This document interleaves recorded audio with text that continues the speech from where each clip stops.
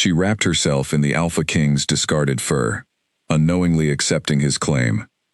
The cold came through the stone walls, the way it always did in November. Not through the windows, not under the doors, but through the walls themselves, as if the mountain had decided to breathe winter directly into the fortress. Mira felt it in her fingers first, then her wrists.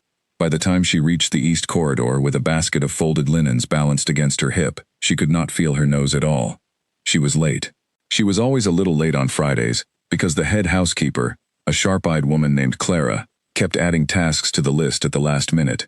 One more floor to sweep, one more window to wipe, one more basket to carry to a wing of the fortress that Mira had never been told the full name of.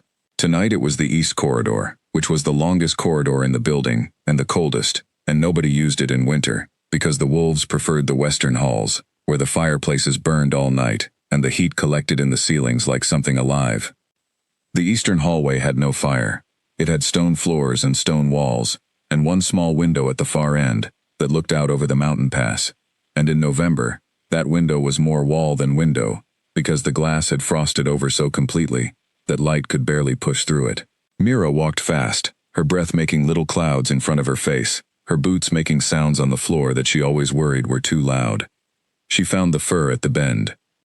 It was lying on the floor at the point where the east corridor turned and became the lesser-used north passage, a long stretch of heavy fur, dark as old charcoal, so large it had bunched up against the base of the wall like a dark wave that had simply stopped moving.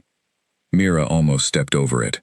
She would have stepped over it, except that her foot caught the edge of the pile, and she stumbled, and when she reached out to catch herself, her hand landed in the fur, and she felt it. She stopped. Even in the cold, even through the numbness in her fingers, the fur was warm. Not warm the way a blanket left near a fire would be warm. This was a different kind of warmth, the kind that came from mass and density, from something so thick that the cold simply could not find its way through. Mira looked down at it. She set her basket on the floor. She crouched and ran her hand through the fur slowly, and the warmth came up through her palm and moved into her wrist, and she closed her eyes for a second, because it felt so good it was almost embarrassing. She looked both ways down the corridor. Nobody was there. The eastern hall was empty, the way it was always empty in winter.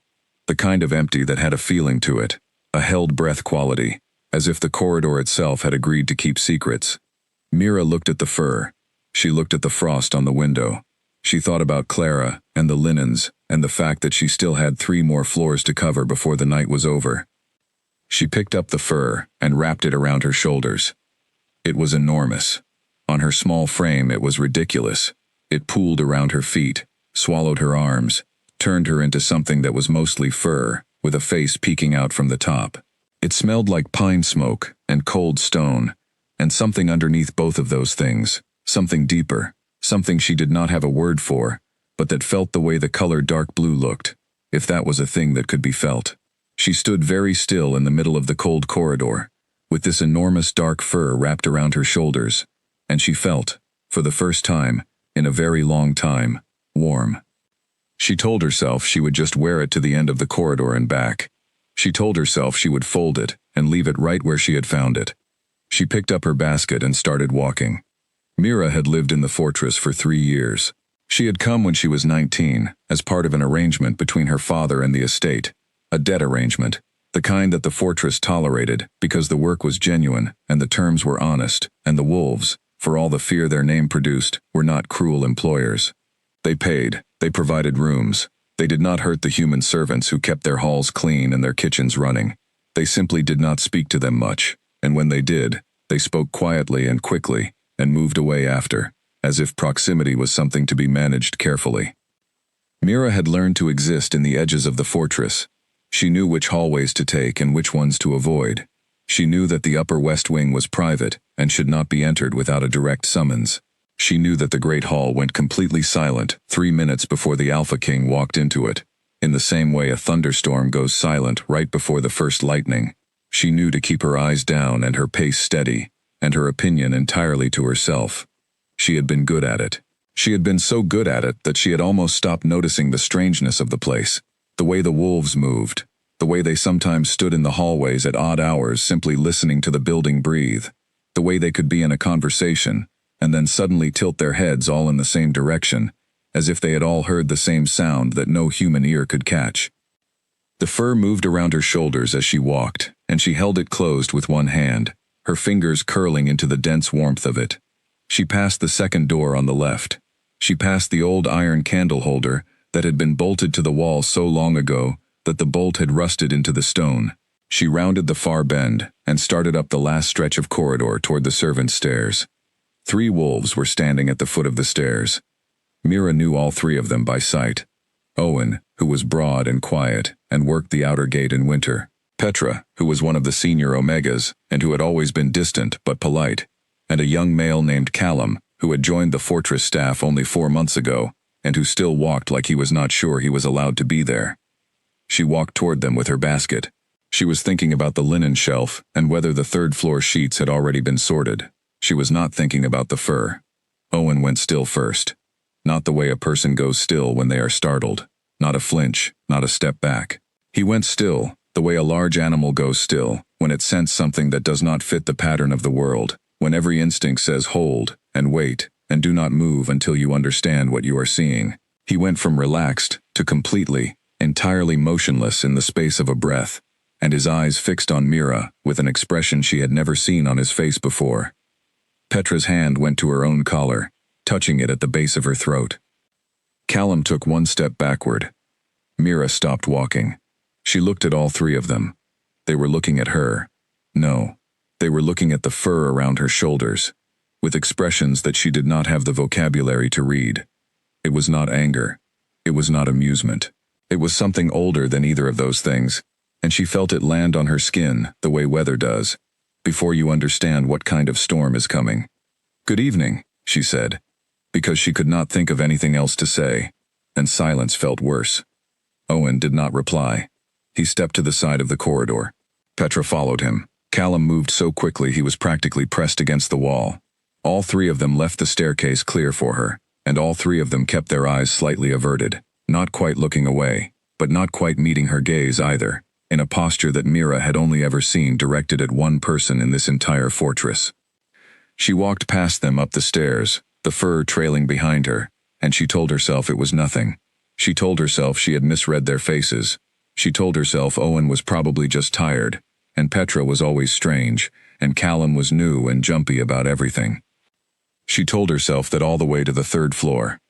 On the 3rd floor, she ran into young Daniel, who was 17 and worked in the kitchens on weekends, and who was carrying a tray of empty cups back toward the scullery. Daniel had a wide, honest face and no talent for hiding his feelings, and when he turned the corner and saw Mira coming toward him, he stopped so fast that 2 of the cups slid off the tray and shattered on the floor. He stared at her. His face had gone a color that was not quite white, but was working toward it. Mira looked at the broken cups on the floor. She looked at Daniel. She said, "Are you all right?" Yes, he said. He was looking at the fur. His eyes were doing something complicated that she could not interpret. "I'm fine. He stopped. He looked at the fur again. He looked at the floor. "I'll get those," he said. "About the cups." And he crouched down and started picking up pieces without looking at her again. Mira went around him and continued down the hall. By the time she reached the linen room at the end of the corridor, she had counted it. 3 more wolves in the hallway. All of them had done some version of the same thing Owen and Petra and Callum had done. One had gone very still. One had stepped aside so quickly she nearly walked into the wall. One, old Garrett, who had been at the fortress for longer than Mira had been alive, and who was known for saying exactly what he thought, to exactly whoever he wanted to say it to, had looked at her, and then looked away, and then looked back, and then opened his mouth and closed it again, which was so unlike Garrett that Mira had almost stopped to ask if he was feeling unwell. She set her basket on the linen shelf. She started sorting the sheets. She had finished 2 stacks before she realized her hands had stopped moving, and she was standing there in the quiet little room, holding a pillowcase and staring at nothing. Something was wrong. Not wrong in a dangerous way. Nobody had said anything hostile to her. Nobody had grabbed her arm or told her to stop. But wrong in the way that a room is wrong when you walk in and can tell that 20 seconds ago it held an argument, even though everything looks normal now. Wrong in the way that silence after a loud sound is wrong. too complete, too careful. She looked down at the fur around her shoulders. She thought about Owen going still. She thought about Petra touching her collar. She thought about Callum pressing himself against the wall, as if he needed to make himself smaller. She thought about the broken cups, and Daniel's face, and old Garrett's open, soundless mouth. She thought, every one of them was looking at the fur. She lifted the edge of it in both hands, and examined it in the dim light of the linen room. It was extraordinary, now that she was actually looking at it. The individual hairs were long and dense, layered in a way that her fingers kept sinking into, rather than sliding across. The color was dark, nearly black near the skin, lighter at the tips, so that from a distance, it seemed to absorb light rather than reflect it. There was no clasp, no chain, no marking of any kind that she could see. There was just the fur, and the weight of it on her shoulders, and that smell she still could not name, pine smoke, and something older and deeper that made her feel the way the inside of a very old building feels, solid and full of time. She put it back on. She did not know why. The room was cold and the fur was warm, and she still had 3 floors to cover before the night was done, and she made the reasonable decision that she would finish her rounds, and then take the fur back to where she had found it on the way out. She picked up her basket. She went back into the corridor. The corridor was not empty anymore. At the far end, standing in the place where the hallway turned toward the stairwell, was the Alpha King. Mira did not recognize him immediately in the dim light. She saw a large figure and she slowed her steps and looked, and then the figure moved slightly and she saw his face, and her basket nearly went to the floor. His name was Caden. She had heard it said aloud perhaps 6 times in 3 years. The rest of the time he was simply called the King, or simply referred to as him, and the pronoun alone was sufficient, because there was only one person in the entire fortress that a pronoun alone could refer to without confusion. He was tall in the way that mountains are tall, not in a way that was remarkable until you were standing next to one, and then it was all you could think about.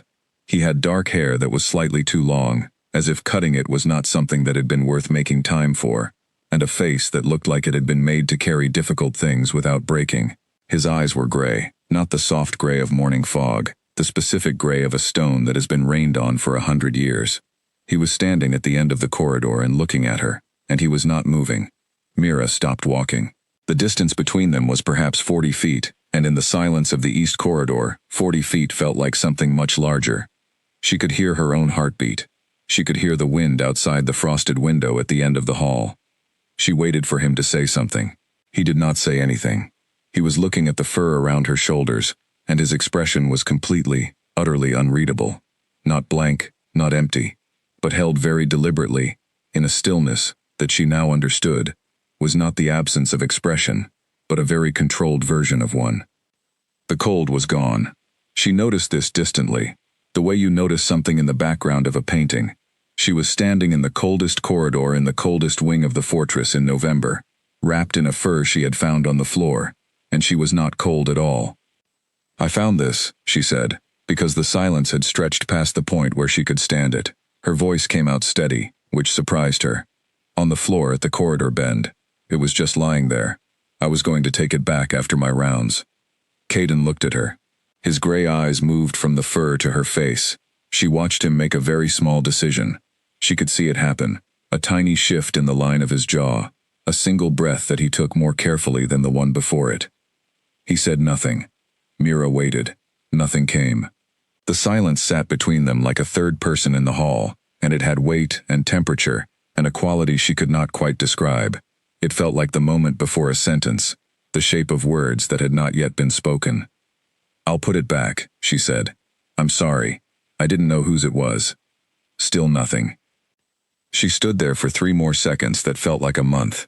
Then she turned and walked back the way she had come, the fur trailing quietly behind her, and she did not look back, and she told herself very firmly that the feeling on the back of her neck was just the cold. It was not the cold. She did not sleep well that night. She lay in her small room on the servant floor and looked at the ceiling and listened to the wind come off the mountain, and she thought about the corridor, and Owen, and Petra, and the broken cups, and Garrett's open mouth, and the Alpha King standing at the end of the hallway not saying a single word. She had put the fur back. She had walked to the corridor bend and set it down on the floor in the exact place she had found it, and when she let go of it, She had felt the warmth leave her all at once, like water running out of a glass. And the cold had come back immediately and completely, and she had walked to the servants' stairs and gone to bed. The fur was still there in the morning. She saw it when she went to do her rounds. She stopped at the corridor bend and looked at it lying on the floor. It was unmoved. It was exactly where she had left it, dark and still and enormous, and nobody had come to collect it in the night. She did not touch it. She walked past it and completed her rounds, and did not think about it all through the morning kitchen work, and the midday cleaning, and the afternoon inventory.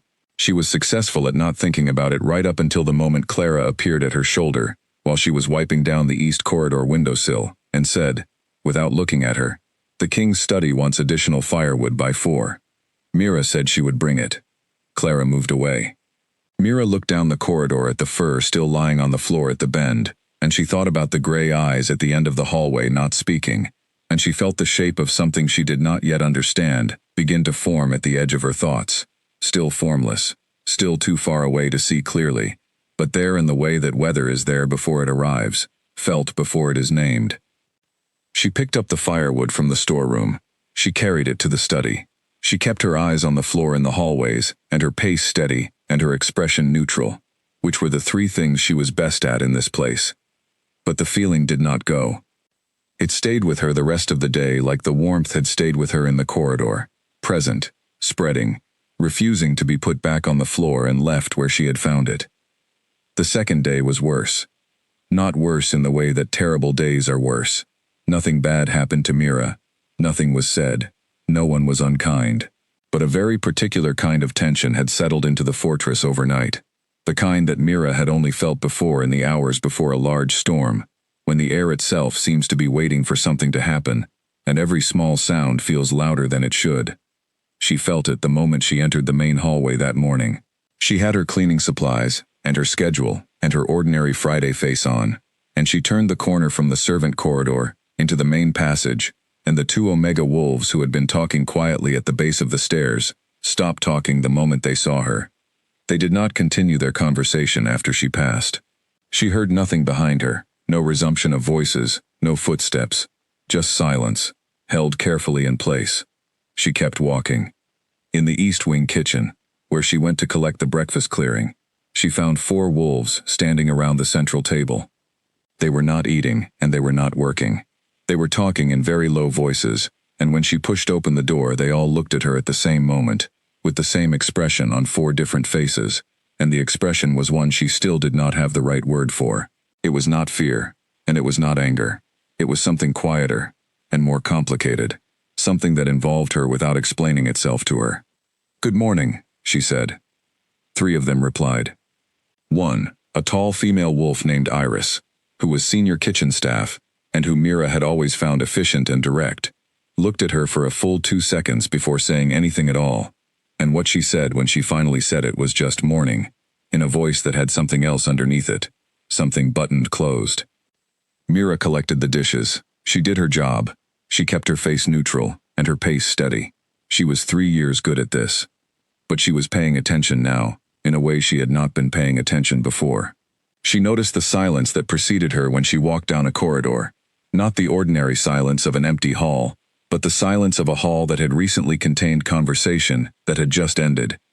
She noticed the way the wolves she passed moved their eyes, briefly to her face, then down to her shoulders, then away, as if they were checking for something, as if they were confirming something they had already heard about. The fur was still at the corridor bend. She had checked on her first pass, through the East Wing.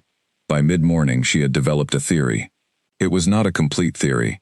It had large holes in it, and she was aware of the holes, but it was the best she had, and it was this. The fur belonged to someone important, and everyone in the fortress knew it, and the fact that she had worn it was apparently something that people had noticed, and discussed, and were continuing to discuss, in the kind of low voices that stopped the moment she entered a room. She needed to know whose it was. She spent the morning thinking about how to find out without asking directly. She had learned in 3 years that direct questions in this fortress were like light switches. They either worked completely, or did not work at all, with no middle ground. If you asked the right person the right question, you got an answer that was clear and specific. If you asked the wrong person, or framed the question wrong, You got a silence that told you nothing, except that you had asked something you were not supposed to ask. She needed someone who would answer. She needed someone she trusted. The person she trusted most in the fortress was a woman named Helen, who was human, who had been here for 11 years, who knew the building and everyone in it the way that long-term residents know things, not by study, but by accumulation, by the slow layering of observation over time. Helen worked in the records room 3 afternoons a week, and the rest of the time appeared wherever she was needed, quiet and competent, and always slightly ahead of whatever situation she was walking into. Mira found her in the second-floor supply closet at 10:30, reorganizing the cleaning supplies with the focused look of someone who had decided this particular task was going to be done correctly once and for all. Mira said, "Helen." Helen said, "Shelf order is completely illogical. Has been for at least 6 years. Someone put the heavy things at the top and the light things at the bottom, and I genuinely do not understand who makes these decisions. I need to ask you something." "Ask," Helen said, moving a large jar of polish from the top shelf to the bottom. "In the east corridor," Mira said, "at the bend where it turns north, there's a fur on the floor." Helen stopped moving the jar. She put it down on the bottom shelf slowly and carefully, and then she turned around and looked at Mira with an expression that was different from the expressions Mira had been seeing all morning. It was not complicated or buttoned closed. It was simply serious, in the way that a face becomes serious when the person wearing it has just decided that something requires their full attention. "You found it," Helen said. "I found it last night. I wore it through my rounds and then I put it back." Helen was quiet for a moment. She looked at Mira in a way that felt like she was calculating something. "Did you put it back before or after you ran into anyone?" "After," Mira said. "I ran into Owen and Petra and Callum on the third-floor stairs, and Daniel, and a few others in the corridors." Helen closed her eyes briefly. When she opened them, she looked steady and calm, but the steadiness was the kind that required some effort. "And the king?" she asked. Mira said, "He was at the end of the north passage, on the 3rd floor." A breath. Helen picked up the polish jar again, looked at it, and put it back down. "He saw you wearing it?" "Yes." "And he didn't say anything?" Mira thought about the gray eyes and the held stillness, and the silence that had weight and temperature. "No," she said. "He didn't say anything at all."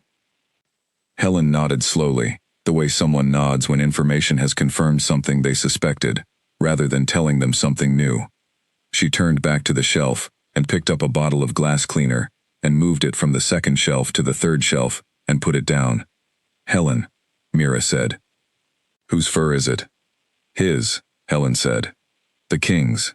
"Yes." Mira stood with that for a moment.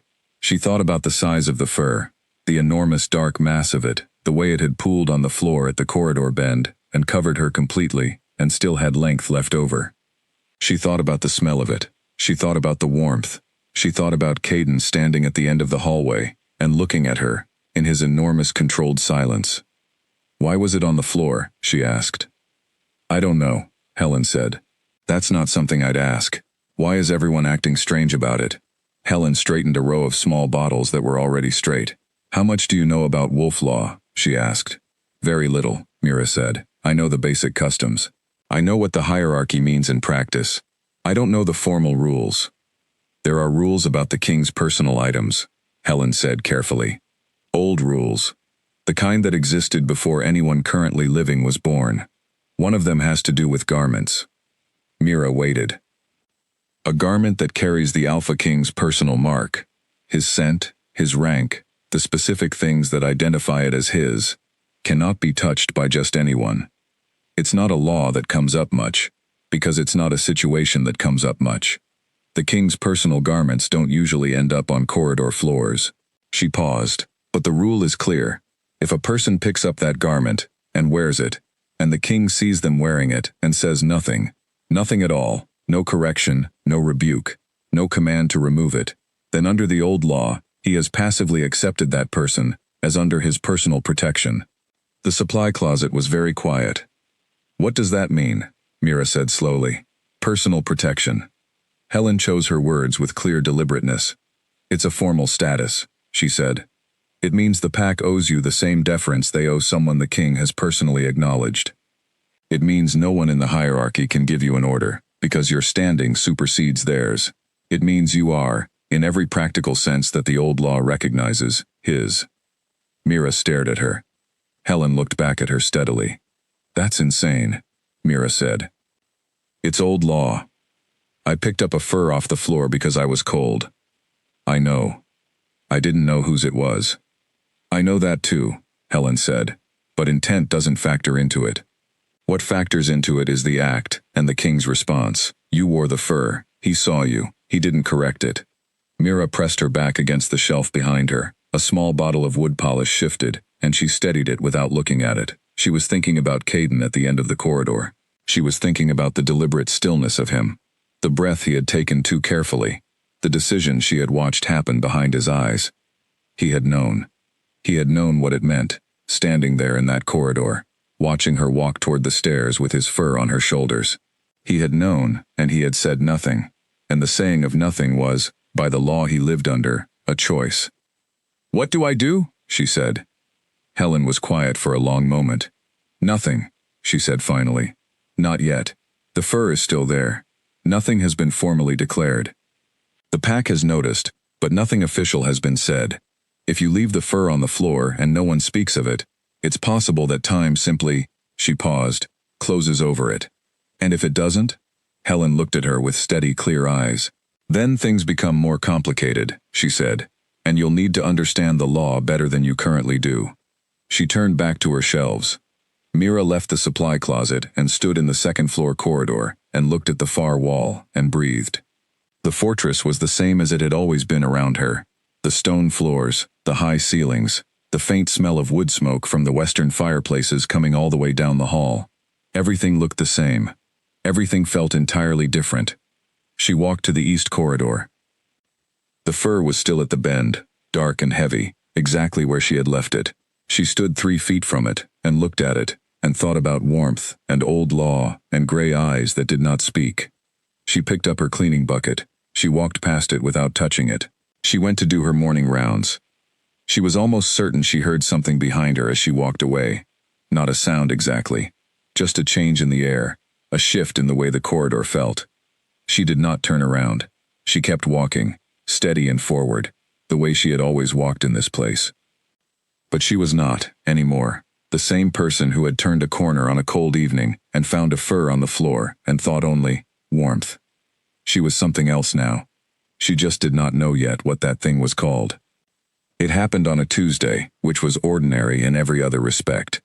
The sky over the mountain was the flat, pale gray of winter that had stopped trying, and the wind had settled into a steady, purposeless blowing that moved the bare tree branches on the slope without going anywhere in particular. Mira was on her way to the upper storage room with a list of dry goods to inventory, and she had her pencil behind her ear and her mind on whether she had miscounted the rice sacks the week before. She was not thinking about fur. She was not thinking about law. She had spent 4 days successfully not thinking about either of these things, which had required a specific kind of mental discipline that she had not known she possessed until she had needed it. She turned into the upper west corridor and nearly walked directly into Owen. She stopped. He stopped. They stood 3 feet apart, and Mira prepared the small, polite expression she used for corridor encounters, a neutral upward movement of the corners of her mouth that communicated presence and acknowledged the other person without requiring anything more. And then she saw that Owen was not alone. Behind him were Garrett and Iris, and a tall male wolf she had seen but did not know the name of, and all 4 of them were looking at her with that same expression that she had been seeing for 4 days now, the one that still did not have a clean name. Mira, Owen said. His voice was careful. Do you have a moment? She said yes, because saying no to Owen did not seem like an option that would lead anywhere useful. He looked at the other 3. Something passed between them that was not a word, but was definitely a communication. The tall male she did not know moved to stand slightly to her left, and Iris moved slightly to her right, and Garrett remained where he was in front of her, and none of this was threatening exactly, but it was organized in a way that made her wish she were standing closer to the corridor exit. We need to tell you something, Owen said. And we need to tell you, because you don't know, and it's not right that you don't know. Mira said, all right. Owen looked at Garrett, who nodded once, the way someone nods when they have agreed to say the hard thing, so that someone else does not have to. Garrett said, "The fur you found in the East Corridor belongs to the king. You know this already." She nodded. "What you may not know," Garrett said, "is what kind of garment it is. It is not just a coat. It is what we call a claim fur. Every Alpha King has one. It carries his scent and his rank, and in our tradition it represents his personal authority, not his political authority, not his authority over the pack as a whole, but his personal claim, the thing that belongs to him alone, and that he alone can extend to another." He paused. "In our tradition, when a person wears the king's claim fur, and the king sees them wearing it, and does not take it back, the claim extends to them." Mira said, "I know. Helen told me some of it." Garrett nodded. "Then you know what the pack has understood since Tuesday evening. They think the king has claimed me." "It is not a matter of thinking," Iris said quietly. "Under the law that governs us, it is what happened." Mira looked at all four of them. She wanted to say that she had simply been cold. She wanted to explain the cold corridor and the numbered inventory, and the frost on the window, and the completely ordinary sequence of events that had led her to pick up a piece of clothing off a floor. She wanted all of this to be the kind of misunderstanding that could be cleared up with a sentence. She said, "Does the king know that the pack believes this?" Owen said, "Yes." She waited for more. More did not come. "Has he said anything about it?" she asked. "Has he told the pack that it was an accident? That I didn't know? That the law doesn't apply because I'm not—" She stopped, because she was not entirely sure how to finish that sentence. Not a wolf. Not someone who knew the law existed. Not someone who had chosen anything. Garrett looked at her for a long moment. The wind outside pushed against the corridor window, and the glass rattled very faintly in its frame, and then it stopped. "No," Garrett said. "He has said nothing." She processed that. Nothing at all. Nothing at all. Mira stood in the upper west corridor and felt the shape of something settle around her like weather. Not the fur this time, something else. Something that was not warm. "Then what does that mean?" she asked, and she was proud of how flat her voice came out, how clean and level, because inside she felt the way a table feels when someone has picked up one end and the things on it are all sliding toward the edge. Practically, what does it mean? "It means," Owen said, "that until the king himself addresses it, you hold a status in this fortress that no one below him in rank can override. It means that if you give an instruction, and a wolf receives it, and by the law, he is obligated to follow it, as if it came from the king himself. It means that if anyone in the pack were to do you harm, they would be answering to the king's personal authority." Mira thought about Clara, and the list of tasks, and the 3 extra floors. She thought about that distantly, as if from a great height.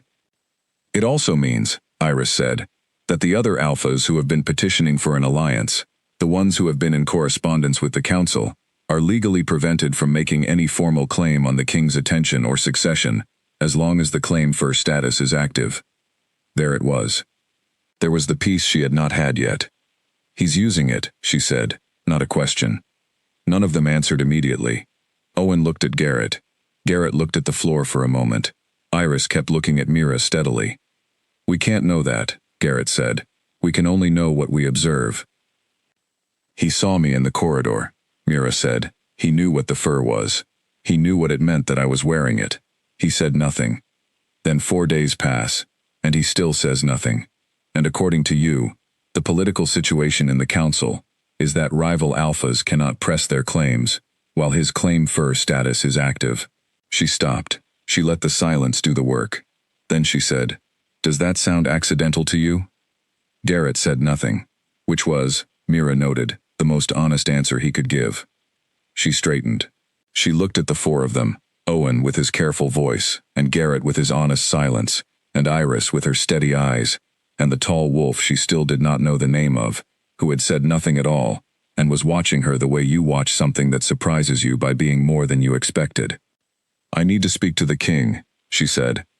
Owen said, "I need to speak to the king," she said again, and her voice was completely level, and she was not asking. She had never in 3 years said those words in that tone. She had never in 3 years said them at all. Requests for audiences with the Alpha King did not come from servant floor residents. did not come from humans, did not come from people who had simply been cold one evening and picked something up off the floor. Owen looked at Garrett. Garrett looked at Iris. Iris looked at Mira, and the look on her face was something that Mira, in the days that followed, would come to think of as the moment the shape of things changed, because what she saw in Iris's expression was not dismissal, and it was not pity. It was something that looked, very briefly and very quietly, like respect. "I'll send word to the study," Iris said. She turned and walked down the corridor. The tall male followed her. Garrett looked at Mira for a moment, and then he said, "He's going to look at you the way he was looking at you in the corridor." "I know," Mira said. "It doesn't get easier. I'm not expecting it to." Garrett made a sound that was not quite a laugh, and not quite a sigh, and was somehow both. He nodded once and walked away. Owen remained for a moment, looking at her. "You're not frightened," he said. It was not quite a question. Mira considered this honestly. "I don't know what I am," she said, "but I need to understand what has happened. I can't function inside something I don't understand." Owen nodded. He moved aside. The corridor was clear. Mira walked toward the study, and she did not think about gray eyes or old law or warmth. She thought about what she was going to say when she got there, and she composed the sentences in her head, and she made them clean and direct and simple. She did not know, walking down that corridor with her pencil still behind her ear and her inventory list still in her hand, that she was walking into a conversation that would change every single thing. She did not know that in 10 minutes she would be standing in a room with the Alpha King, and that the expression on his face would not be what she expected. She did not know that she would say what she had planned to say, and he would listen to all of it, every word, in complete silence, and that his response, when it finally came, would be 4 words that should have been simple, and were in fact the beginning of everything. She just walked down the corridor. She was good at walking. She had been doing it for years. She knocked on the study door. After a moment, a voice on the other side said, "Come in." She opened the door and went in, and closed it behind her, and looked at him across the room, and he looked at her, and neither of them had the advantage of a dark corridor or 40 feet of distance between them anymore. This time the silence was different. This time they were in the same room, with the same light, and the same small space, and the silence had nowhere to spread out and thin itself the way it had in the hallway. She said, "I need to understand what I've walked into." He said nothing. She held his gaze. She had decided in the corridor that she would hold his gaze. He looked at her for a long moment. The gray eyes that she now understood were measuring things that she did not yet have the instruments to measure. And then he said, "Sit down." 2 words. That was all. But the way he said them was not the way someone speaks to a servant. It was the way someone speaks to a person they have already decided is not going to be dismissed. Mira sat down, and the conversation that changed everything began. The study was warmer than the rest of the fortress. There was a fireplace on the east wall that had clearly been burning for hours, and the heat had nowhere to go in the small room, so it had settled into every corner, and gathered in the spaces between the bookshelves, and lay against the rug like something living and quiet. Mira sat in the chair across from the desk, and felt the warmth on the back of her hands, and watched the Alpha King sit down on the other side of the desk, and watched him look at her. He did not move quickly. He moved the way very large, very controlled things move, with a deliberateness that communicated that hurrying was not something that was required of him, had never been required of him, and was not going to start being required now. He sat. He laced his hands together on the desk. He looked at her. "You know what happened," he said. "I know what Helen told me," Mira said. "And I know what Owen and Garrett and Iris told me this morning. I know the mechanics of it. I don't know." She stopped, and chose the next words carefully. "I don't know what you intended." Caden looked at her. The fire made a small sound, a shift of wood, settling deeper into the heat. "Does it matter?" he said. "Yes," she said immediately. "Enormously." He held her gaze. She held his. She had the feeling, sitting across from him in the warm study with the firelight moving on the walls, that this was a different kind of conversation than the one she had been having all week. Not a conversation where people chose their words to protect something, but a conversation where 2 people were, with some difficulty, deciding to be direct. "I saw you," he said, "in the east corridor." "I know." I knew what you were wearing. I know that too. And I knew what the law said. Yes, she said. And you said nothing. He was quiet for a moment. The quality of his silence was different here than it had been in the corridor. There it had been controlled and closed. Here it was something more like careful. The silence of a person who is deciding whether to say a true thing. There are 5 alphas, he said, who have been in contact with my counsel for the past 8 months. 3 of them have legitimate political grounds for pressing a claim on the succession. 2 of them have armies that make their grounds more legitimate than they would otherwise be. He paused. The old law is clear that a king who holds an active claim for status cannot be formally petitioned for alliance by another alpha. The claim takes precedence. The petitions are suspended until the claim is resolved or withdrawn. Mira looked at him. So you used me. He did not flinch. I chose not to speak, he said. There is a difference. Not much of one. More than you think, he said. If I had intended to use you, I would have arranged the fur to be found. I would have chosen the person who would find it. I would have made sure the claim was solid before the pack heard about it.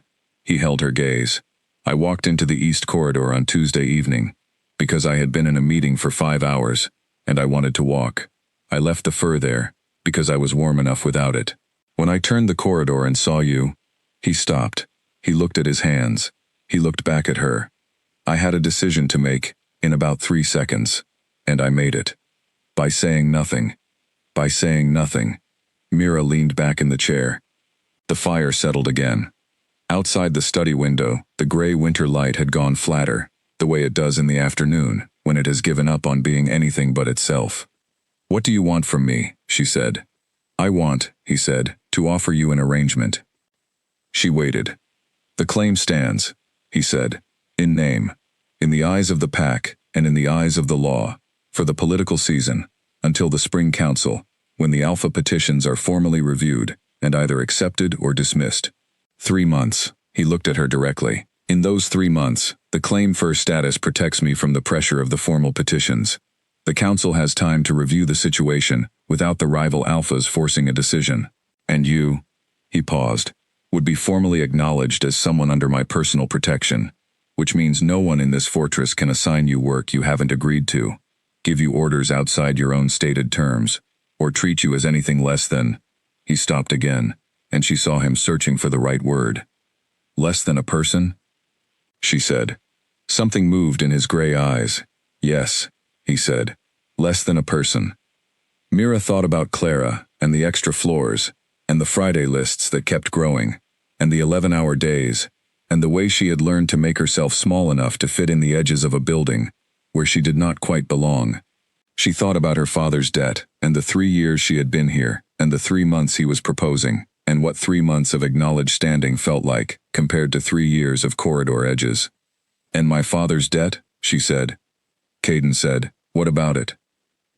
It's what brought me here. He was quiet for a moment. How much remains? She told him the number. She said it flat and clean, without apology, the way Helen had taught her to say difficult things, just the information, without the shame attached to it. He looked at the number, the way he looked at everything, steadily, without expression. Then he said, if the arrangement holds through spring council, the remaining debt is settled. Mira sat with that for a long time, long enough that the fire moved twice, and the light in the window shifted slightly, and Caden did not rush her, or say anything at all, just sat on the other side of the desk with his hands laced, and waited. She thought about the fur on the corridor floor. She thought about the warmth that had come up through her palm and moved into her wrist. She thought about Owen going still, and Petra touching her collar, and Daniel's broken cups, and Garrett's open, silent mouth. She thought about 5 alphas with political grounds in armies. She thought about 3 months, and the word spring, and the word settled. She thought about the gray eyes that had looked at her in the East Corridor, and made a decision in 3 seconds. She said, I want it in writing. Something moved in his face. Not a smile exactly, something more restrained than a smile. A shift at the corner of his mouth that suggested a smile was a thing that had been considered and then carefully set aside for later. That can be arranged, he said. I want Helen to witness it. Also possible. And I want to understand the full law, she said. Every part of it. Not just the parts that apply to the arrangement. All of it. I want to know what I am actually standing in. He looked at her for a long moment. The firelight moved on the wall behind him, and the study was warm and quiet, and the world outside the window was gray and still. I'll arrange for the elder's record to be made available to you, he said. She nodded. He nodded. Neither of them said anything else for a moment. Then Mira stood up and picked up her inventory list from where she had set it on the edge of the desk when she sat down. She looked at it briefly. She had not, she realized, thought about the rice sacks once in the past 45 minutes, which was more remarkable than it sounded. She looked at Caden. He was still sitting, still watching her, with that quality he had of being completely still, in a way that was not vacancy but attention, all of it directed, all of it held. 3 months, she said. 3 months, he said. She walked to the study door and put her hand on the handle, and then she stopped, because there was one more thing, and she needed to say it before she walked out. She turned back. He was still watching her. If you use me as a tool, she said, and only as a tool, I will know it. I've been reading this building for 3 years. I am better at it than you might think. He did not say, that won't happen. He did not say, I would never. He said, I expect you are. And the honesty of it was so unexpected that she felt it the way she had felt the warmth of the fur. Suddenly, completely, moving through her, before she had decided whether to let it. She opened the door, and went out, and closed it behind her. In the corridor she stood, and looked at the far wall for a moment and breathed. The fortress was the same. The stone floors and the high ceilings and the wood smoke from the western fireplaces. Everything exactly the same. She looked down at the inventory list in her hand. She had 43 rice sacks to count, a dry goods shelf to reorganize, and an arrangement with the Alpha King that would change the next 3 months of her life in ways she could not yet calculate. She put her pencil behind her ear. She walked to the storage room. She started counting. But the stillness of the study was still with her, and the gray eyes were still with her, and she suspected, with a clarity that felt less like thought and more like knowledge settling into place, that the next 3 months were going to be considerably more complicated than she had agreed to. She counted the rice sacks anyway, all 43 of them. It was, she had learned, best to start with the things you could count. The word spread in the way that things spread in a place where everyone lives close together, and doors do not fully keep sound on one side of them, not all at once, not through any announcement, but steadily, through the quiet transfer of one set of eyes to another, through conversations that ended when Mira walked past, and then resumed in lower registers, through the changed way that wolves moved when she entered a room. It was a different kind of change now than it had been before. Before, the change had been uncertainty, the pack trying to understand what it was looking at. Now the uncertainty was resolved. The elder wolves had met, which was something Mira learned about from Helen 2 days after her meeting with Caden, and the meeting had concluded with the confirmation that, under the law, the claim was valid and standing, and that the person who held it was to be treated accordingly. Mira did not attend the meeting. She had not been invited, and had not expected to be. She heard about it afterward from Helen, who described it in the specific way Helen described things she had complicated feelings about, accurately, completely, with a face that revealed nothing. What was said? Mira asked. That the claim is formally recognized, Helen said, that you hold it lawfully regardless of intent or knowledge, that the pack's obligations to you are as the law specifies. And about Caden, about the fact that he didn't take the fur back? Helen was quiet for a moment. That was not discussed, she said, at least not formally. But informally? Helen looked at her.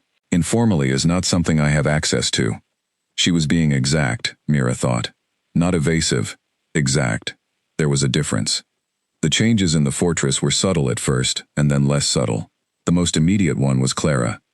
Clara had been the head housekeeper for 9 years, and had treated Mira for 3 of those years with the specific efficiency of a person who regards you as a functioning piece of a system, not unkindly, not cruelly, simply with the understanding that your role was defined and your value was in the execution of that role.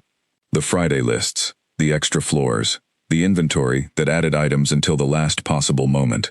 Clara was not a bad person. She was simply a person who had never had a reason to think about Mira as anything other than what she did. On the Monday after the elder meeting, Mira found her Friday list on the board in the morning as usual. She looked at it, It had 7 items, which was 2 fewer than the previous week. She looked at Clara across the kitchen, and Clara looked back at her for a moment with an expression that was precise and difficult to read, and then Clara looked at something else, and Mira went to do her work. By Wednesday, the dynamic had shifted enough that Mira could feel it when she walked into a room. Not dramatically, not as though a switch had been thrown, but steadily, like the tide changing. Wolves who had spoken to her only when necessary were now speaking first, not at length, not with warmth, but with a directness that acknowledged she was there, and that her presence was real. Doors were held, spaces were made. She was asked, once, by a young beta male she had barely spoken to before, whether she needed anything from the upper wing supply room since he was going up anyway. She said no. She thought about it for the rest of the afternoon. Caden himself she did not see for 5 days after the study meeting. She saw the evidence of him.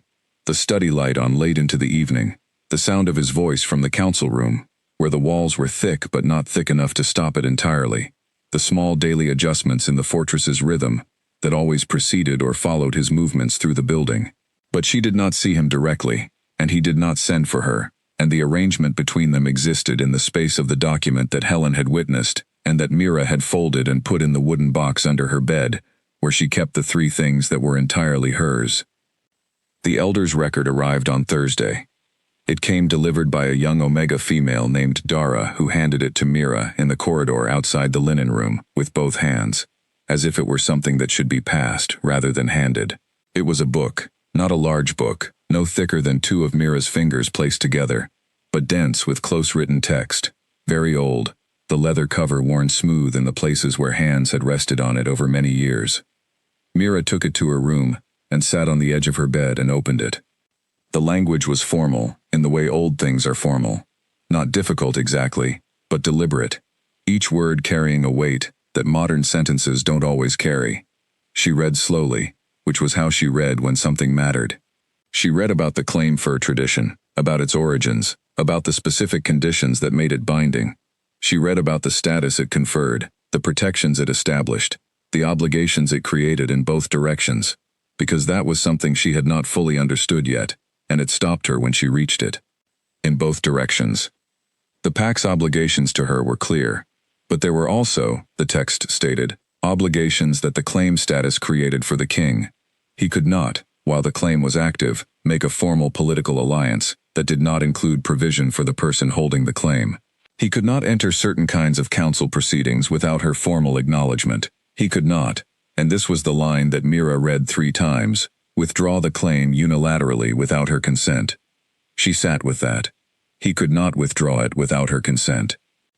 She had walked into the study thinking she was accepting a 3-month arrangement that was entirely under his control, and she had walked out with something she had not understood she was holding. The claim was not his to end alone. It was both of theirs. She closed the book. She sat on the edge of her bed in the small room on the servant floor and listened to the wind off the mountain and the distant sound of the fortress settling into its evening, and she thought about gray eyes and 3-second decisions and a fur on a corridor floor. She thought, he knew this too. Not all of it. She believed him when he said the fur being on the floor was chance rather than arrangement. But in the study, when he had offered her the 3 months, he had known the full law. He had known that the claim bound him as much as it bound the situation around her. He had made the offer anyway, and she had agreed to it, and neither of them had named this particular part of it. She wondered if he had expected her to find it in the book.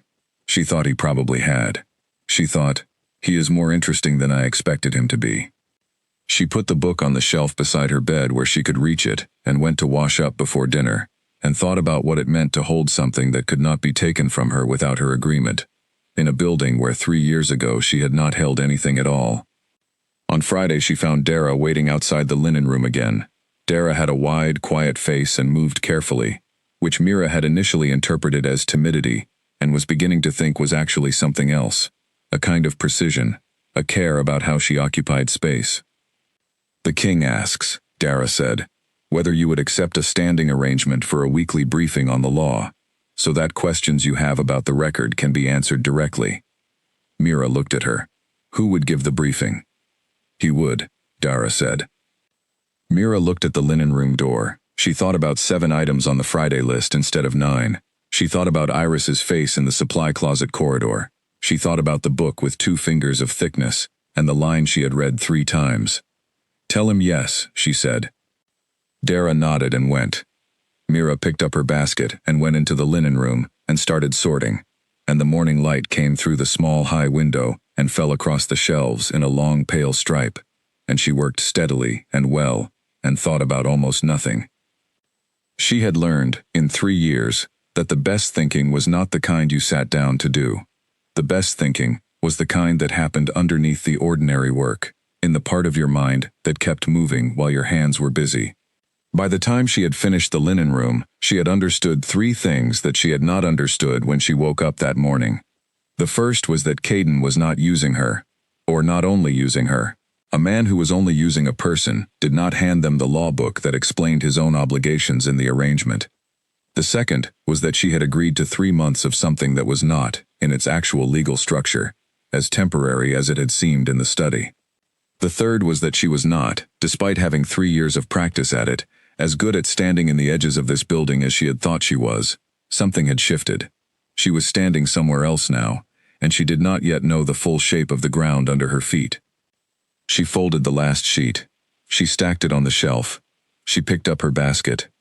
She had a weekly briefing to prepare for, an old law book to finish reading, and a Friday list that was, for the first time in a long time, short enough to leave her time to think. She thought that was probably not an accident either. They met on Tuesdays. It had not been formally announced as a regular meeting. Dara had simply appeared the following Tuesday morning, with the information that the King's study was available at 4 in the afternoon, if Mira had questions about the elder's record. And Mira had said she would be there, and she had been there, and it had happened again the next Tuesday, and the one after that, and by the 4th week, it had simply become Tuesday at 4, the same way certain things become certain things, not through declaration, but through the accumulation of showing up. The study was always warm, the fire was always going. Caden sat behind the desk, and Mira sat across from it, with the elder's record and whatever page she had reached that week, and he answered her questions. Not in the way that powerful people sometimes answer questions, not from above, not with the weight of knowledge used as a reminder of distance, but directly, with the attention of someone who had decided that the conversation was worth his full presence. She had questions every week. She had expected to run out of them, and she did not. The record was more complex than it appeared, and every answer opened into other questions. And Caden knew the law the way someone knows something they have lived inside their whole life. Not just the text, but the history of it, the cases that had tested it, the things it said when you read it one way, and the things it said when you read it another way. He was, she was discovering, extremely intelligent, not in a way that announced itself, in a way that moved through conversations without calling attention to itself, the way a current moves under still water, invisible until you were already inside it. She was also discovering that he had a specific kind of humor, dry, very contained, with timing that was easy to miss if you were not paying attention. She had missed it the first 2 weeks entirely. The 3rd week she caught the edge of it, and it surprised her enough that she looked at him quickly, and he was looking at something on the desk and she could not be certain, but she was reasonably certain, that the slight change in his expression was satisfaction that she had noticed. She had said nothing, but the following week she had been paying attention from the start. November turned into December. The fortress settled into its deep winter rhythm, fires burning earlier, dinner moved earlier, the wolves spending more of the long dark evenings in the western hall, where the fireplace was largest, and the heat gathered best. Mira continued her work. The Friday list remained at 7 items. She was still doing the same job she had been doing for 3 years, but the doing of it felt different in a way she was still mapping. Not easier exactly, not harder, but differently weighted, as if the same tasks in the same building had been slightly redistributed, so that the balance landed in a new place. People spoke to her more. Not profusely, not warmly in a social way, but directly, with an assumption of her presence that had not been there before. Even Clara, who had never been unkind, but had never been particularly present either, had begun occasionally saying Mira's name when she gave instructions, which sounds like a small thing, and was not a small thing at all. She learned names she had not known. Dara, who had a precision that turned out to be exactly what she had thought, and not timidity at all. A large, thoughtful wolf named Gerald, who was responsible for the mountain gate in winter, and who turned out to have strong opinions about the organizational logic of supply rooms. A female named Claire, not Clara, Claire, who was young and relatively new, and who had a habit of standing slightly too close when she was interested in something, which made her uncomfortable to talk to, until Mira understood that it was attention, and not anything else. She was, she realized in the middle of December, less alone than she had been. Not dramatically, not in a way that had transformed anything, but measurably less alone, in the way that a room with 2 people in it is measurably different from a room with 1. The second Tuesday of December, she came to the study with a specific question. She had been building toward it for 2 weeks, approaching it from different angles in the book, finding it still standing in the same place each time she circled it. She sat down. Caden looked at her across the desk. He had his hands laced, which was how he usually sat, a posture that looked formal from the outside, and she now understood was simply how he held stillness. She said, "The law says the claim can't be withdrawn by either party without the other's consent." "Yes," he said. "It also says that at Spring Council, the claim is either confirmed or concluded." "Yes. Confirmed meaning it becomes permanent. Concluded meaning it ends." "Yes. And both outcomes require both parties to agree." He looked at her steadily. "Yes. So," she said, "if at Spring Council I agree to conclude it, it ends. The arrangement is finished, the debt is settled, and things return to what they were." "Broadly," he said. "And if one of us doesn't agree to conclude it?" He was quiet for a moment. The fire made its small sound. Then it continues. She looked at the book. She looked at him. She said, "You handed me this book knowing it said that." He did not look away. "Yes. You handed me the document that limits your own authority in this arrangement." "I handed you the relevant law," he said, "which you said you wanted." She sat with that. She thought about the study on the first afternoon, the way he had looked at her when she said she wanted to understand the full law. She thought about the word arranged, how he had said it in response to her asking for the book, as if making it available was a simple thing, rather than a choice. "You could have given me a partial record," she said. "Just the sections that applied to your political problem." "I could have. Why didn't you?" He looked at her. The firelight was doing things to the shadows on his face, and she was getting better at reading it. Not reading his expression, which was still largely closed to her, but reading the texture of his silences, the quality of his attention, the small things that happened at the edges of his face when something mattered. "Because you asked to understand what you were standing in," he said. "Not a curated version of it. All of it." She looked at him for a long moment. He looked back. "That's a strange thing," she said carefully, "for a king to do for someone he is using for political cover." He said, "It is." He did not say, "I am not using you." He did not say, "This is more than that." He said 2 words, "It is," in a tone that was as close as she had yet heard him come to saying something plainly that he was not fully prepared to say. She looked at the fire. The wood had burned down to the stage where it was mostly deep red and orange, the stage that was the warmest and the quietest. She thought about what it meant that she was here every Tuesday.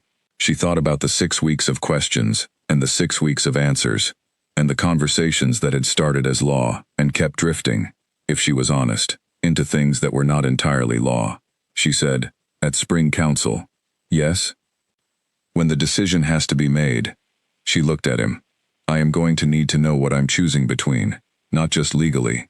I mean, what the actual choices are, what confirming means in practice, what concluding means in practice, not the law's version. The real version." He looked at her. Something in his face was very still. "Yes," he said, "that's fair. I have time before spring," she said. "I'd like to use it well." "What would using it well look like?" he asked. And the question had a quality to it that she was beginning to recognize. The quality of a question that is really a door, and the opening of the door is up to the person being asked. She thought about it honestly. She said, "Understanding what is actually here. Between these 2 parties, not what the law says is here, what is actually here." Caden looked at her. His hands were still laced on the desk. The fire was warm and low. "That seems reasonable," he said. She nodded. She picked up the elder's record and marked her page. She stood up. "Tuesday," she said. "Tuesday," he said. She walked to the door and put her hand on the handle and stopped there for a moment, not turning back, just stopping. She thought about the east corridor and the cold and a fur on the floor and a decision made in 3 seconds. She thought about how much had changed since then and how much had not, and the specific, difficult question of what it meant when two things were both true at the same time. She opened the door. She went out into the corridor. The fortress breathed around her, large and stone and full of the deep winter dark, and she walked through it steady and unhurried, the way she had always walked in this building. But she was going somewhere now. Not just to the next floor, or the next task, or the next item on a list. Somewhere. She did not yet know exactly where. She was, for perhaps the first time in 3 years, all right with not knowing. December deepened into the kind of cold that stopped being a weather condition and started being a permanent fact, the way certain truths become so fixed in the landscape that you stop calling them by their name and simply navigate around them. The mountain above the fortress was invisible most mornings behind a wall of white sky. Ice had formed on the inside ledge of the east corridor window, and no one cleaned it because no one went to the east corridor in winter if they could avoid it. And everyone could avoid it. Mira went anyway, sometimes, not for work, just to walk. She had started doing this in the second week of December, after a particularly long council day that she had known nothing about, except that the fortress felt different in the afternoons that followed those days, tighter, denser, the way air changes pressure before a storm. She had walked the east corridor to think, because it was empty and quiet, and the cold kept it honest, and she had found that the cold corridor at the end of the day was useful in the same way that a cold glass of water is useful. When you have been thinking too hard for too long, it sharpened you by removing everything that was not essential. She was walking the east corridor on the Thursday afternoon when the first rival Alpha arrived. She did not know it immediately. She heard the sound first, the main gate, the horses, the sound of several large things moving all at once in the courtyard below. And she had gone to the frosted east window and cleared a small circle in the ice with the heel of her hand and looked through it and seen the riders in the courtyard below.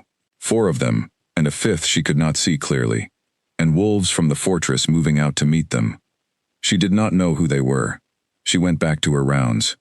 She found out at dinner, or rather she found out in the kitchen before dinner, when she was collecting the serving baskets, and Dara appeared at her elbow. "Alpha dressed has arrived," Dara said quietly. Mira looked at her. "Who is he?" "He is the Alpha of the northern chain," Dara said. 3 packs, the largest territory in the north. He has been in correspondence with the council for 6 months. Mira thought about the 5 alphas, the 3 with political grounds, and the 2 with armies. She thought about which category dressed fit into. "Both," she said. Dara looked at her. "I'm sorry?" "Political grounds and an army," Mira said. Dara was quiet for a moment. "Yes," she said. Mira picked up her serving basket. She went to do her job. The dinner was in the great hall that night. It was a formal one, the kind that Mira had served at enough times to know the rhythm of, the long tables and the hierarchy of seating, and the specific careful way that everything was arranged so that everyone knew exactly where they stood in relation to everyone else. She moved along the edge of the hall with the serving baskets, quiet and steady, the way she had moved in this hall for 3 years. Dressed was at the high table. She saw him before he saw her, and she looked, once, quickly. He was large. Not as large as Caden, but broadly built in a way that communicated that his size was meant to be noticed, that he wore it deliberately, the way someone wears expensive clothing, as a statement. He had pale eyes, the color of winter sky before snow, and a face that was well made, in a way that seemed entirely aware of itself, and entirely uninterested in anything that did not serve it. He was talking to the wolf on his left, with the ease of someone who was comfortable occupying the center of a room. His hands moved when he spoke. He laughed once at something, a loud, physical laugh that arrived before everything else. Mira moved past the high table with her basket. She felt him look at her. Not the way the wolves in the fortress looked at her, not with the complicated deference of the claim. The way Dressed looked at her was an evaluation, clean and swift and entirely unpretty. The way you look at something you are trying to determine the value of. She did not look back. She went to the next table and refilled the bread. She was on her way back to the kitchen when she heard Drest's voice from the high table, raised slightly above the general conversation of the hall. "I wasn't told," he said, not to the wolf on his left this time, but to the room, in a tone that was conversational on its surface, and had something else under it, that the king's household included someone quite so interesting. The hall did not go silent, but it went quieter, the particular quality of quiet that means everyone is listening, but no one is going to be the one to acknowledge that they are listening. Mira kept walking. She did not turn around.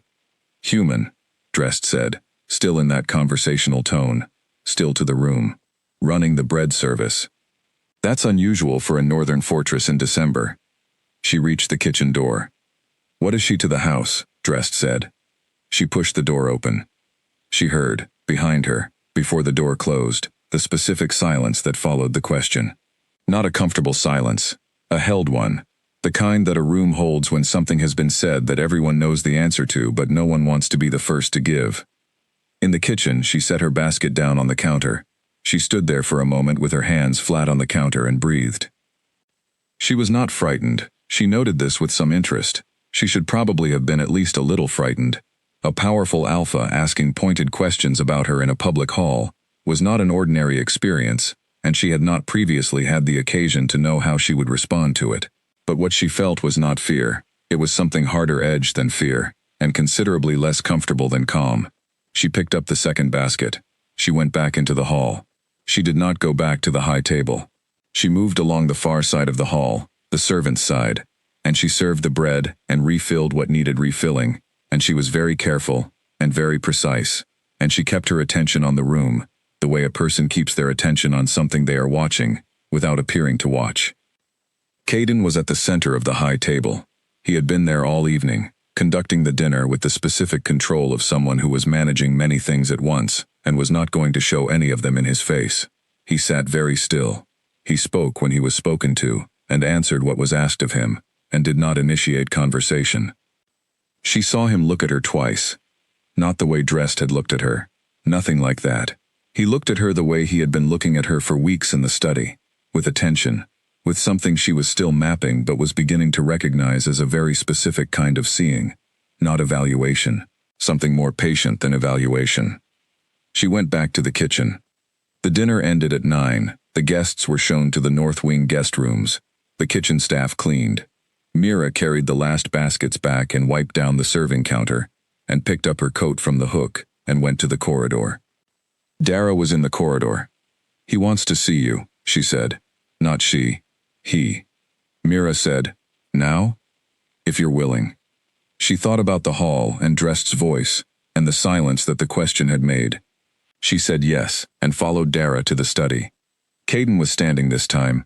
He was at the window, not the frosted east window, the study window, that faced the mountain, which was a solid wall of dark tonight, nothing visible at all. He turned when she came in. She sat without being asked. He came and sat behind the desk. He said, "Drest saw you." "Yes." "He asked about you." "I heard him." He was quiet for a moment. "He'll ask me about it tomorrow. Formally, he'll want to know your status." "You'll have to tell him," she said. "Yes." She looked at him. "Is that a problem?" He considered this. "Not legally," he said. "The claim is documented and witnessed, and the Elder Council has confirmed it. There is nothing he can challenge. But," he paused, "Drest challenges things, not by finding legal fault with them, but by questioning their substance. He will suggest it is convenient. He will suggest it was arranged." "It wasn't arranged." "No," he said, "but he will suggest it." "And what will you say?" He looked at her. The fire in the study was lower tonight, the light warmer and darker. "I will tell him the truth," he said, "which is that you found the fur and wore it, and I chose not to correct it." "And if he says you arranged for the fur to be there?" "He can say whatever he likes," Caden said. "He has no evidence for it, because there is none.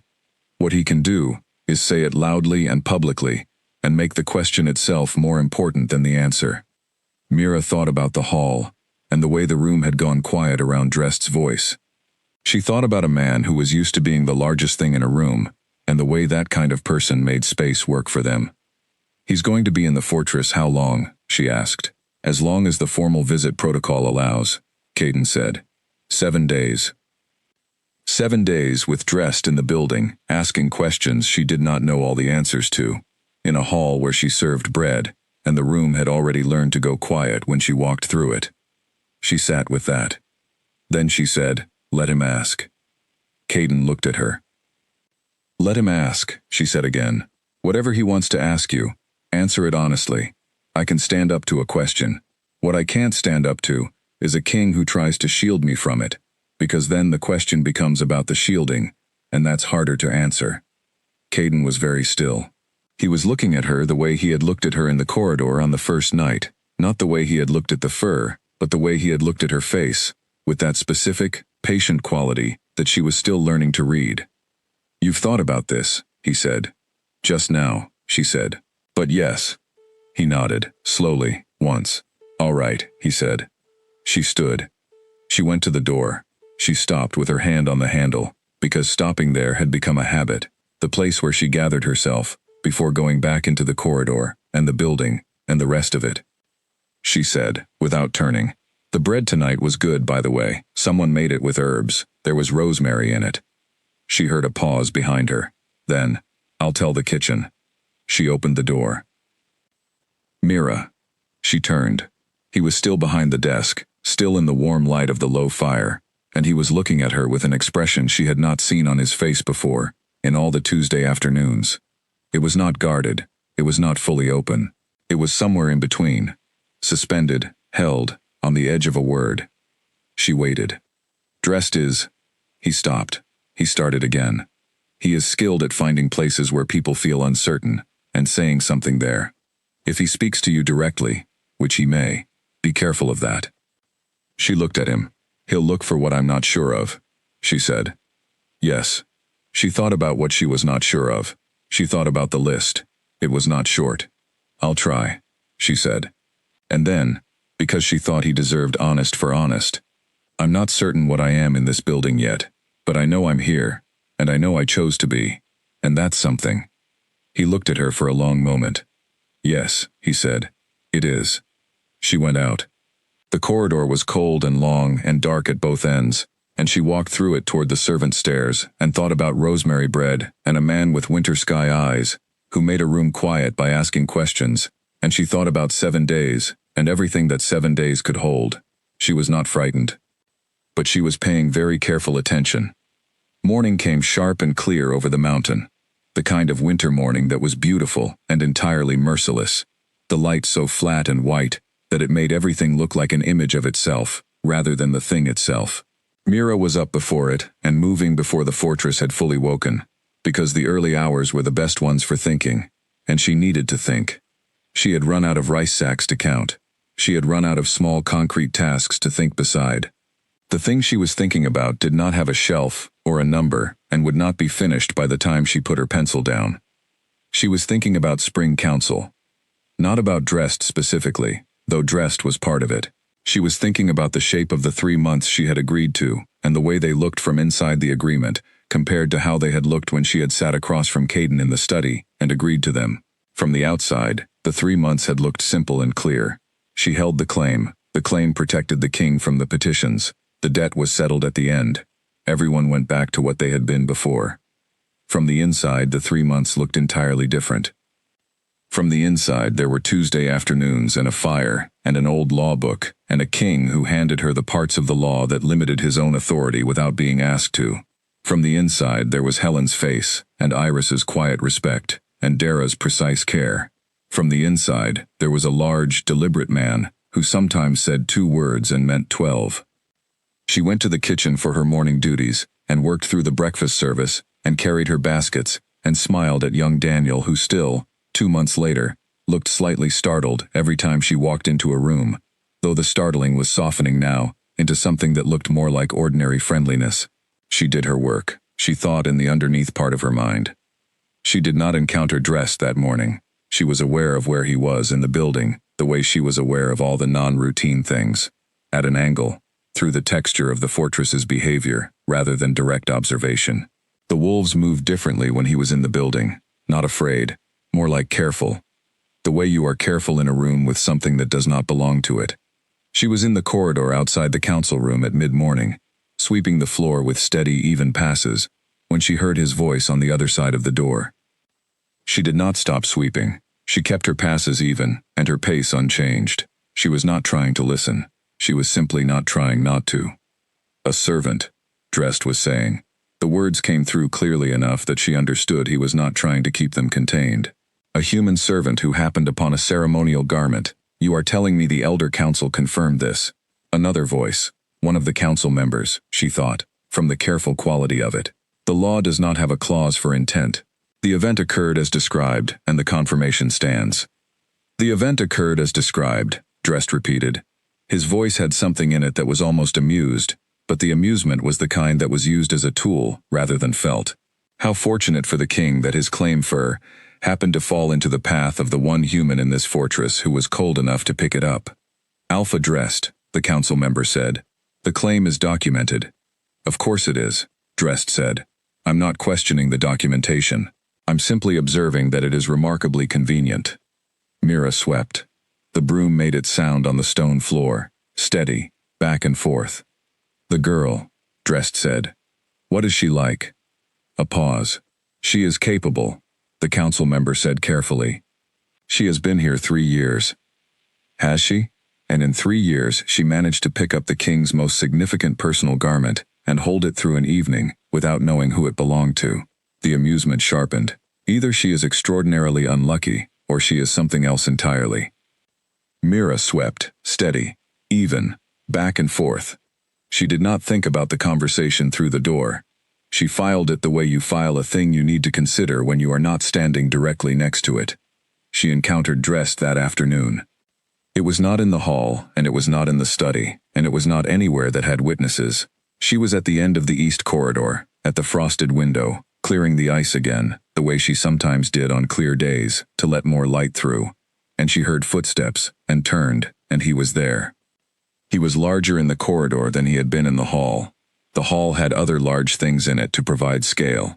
The east corridor was narrow and bare, and he filled the near end of it in a way that was not accidental. You're the girl, he said. It was not a question. It was not a greeting. It was a classification. I'm Mira, she said. He walked toward her. Not fast, not threatening, deliberate. The way someone walks when they want you to understand that they are comfortable in the space they are moving through, even when it is not theirs. You found the fur, he said. Yes. In this corridor. Yes. He looked around at the east corridor, the bare stone, the high narrow windows, the single iron candle holder on the wall, with the expression of someone evaluating real estate. Quiet place, he said. The kind of place you'd go to be alone, or to arrange something without witnesses. Mira looked at him. His winter sky eyes were on her face. They were looking for something. She knew, from what Caden had said last night, what they were looking for. She said, or the kind of place you go to because you have linens to deliver, and it's the shortest route to the third-floor stairs. Something moved in his face. Not surprise exactly. The slight recalibration of someone who expected one response and received a different one. You're direct, he said. I try to be. He looked at her for a moment. She held his gaze, because she had decided to hold it, and because the deciding was already done, and there was nothing to gain from reconsidering it now. What do you want from this? He said. From the arrangement. What are you getting out of it? The settlement of my father's debt. That's all? It was significant. He looked at her. Something was working in his face that she could not fully read. A calculation, a reassessment, something moving through the winter sky eyes that had more layers to it than the single layer he had been wearing in the hall last night. And after spring council? He said, when the debt is settled and the political season is done, what then?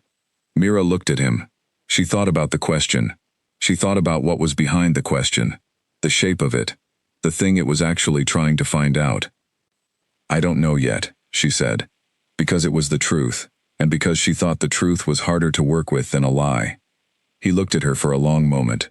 Then he said, You're either telling me the truth, or you are very good at appearing to tell the truth.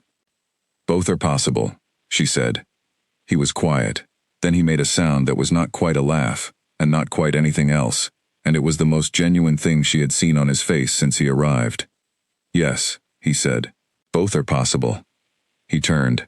He walked back down the east corridor the way he had come, and his footsteps were steady and even on the stone floor, and Mira watched him go, and stood in the cold corridor afterward with her hand on the window frame and thought. He was not unintelligent. That was the thing she needed to hold. He was powerful, and he was used to getting what he wanted, and he was very good at making rooms work for him. But underneath all of that he was not unintelligent, and the intelligence was more concerning than the power. She went back to cleaning the window. The light came through the cleared section, and lay across the corridor floor, in a long pale stripe, and she worked and thought, and let the underneath thinking do what it did. She had told him she did not know yet. That was true. She was, she thought, perhaps beginning to know. Not fully, not clearly, but beginning.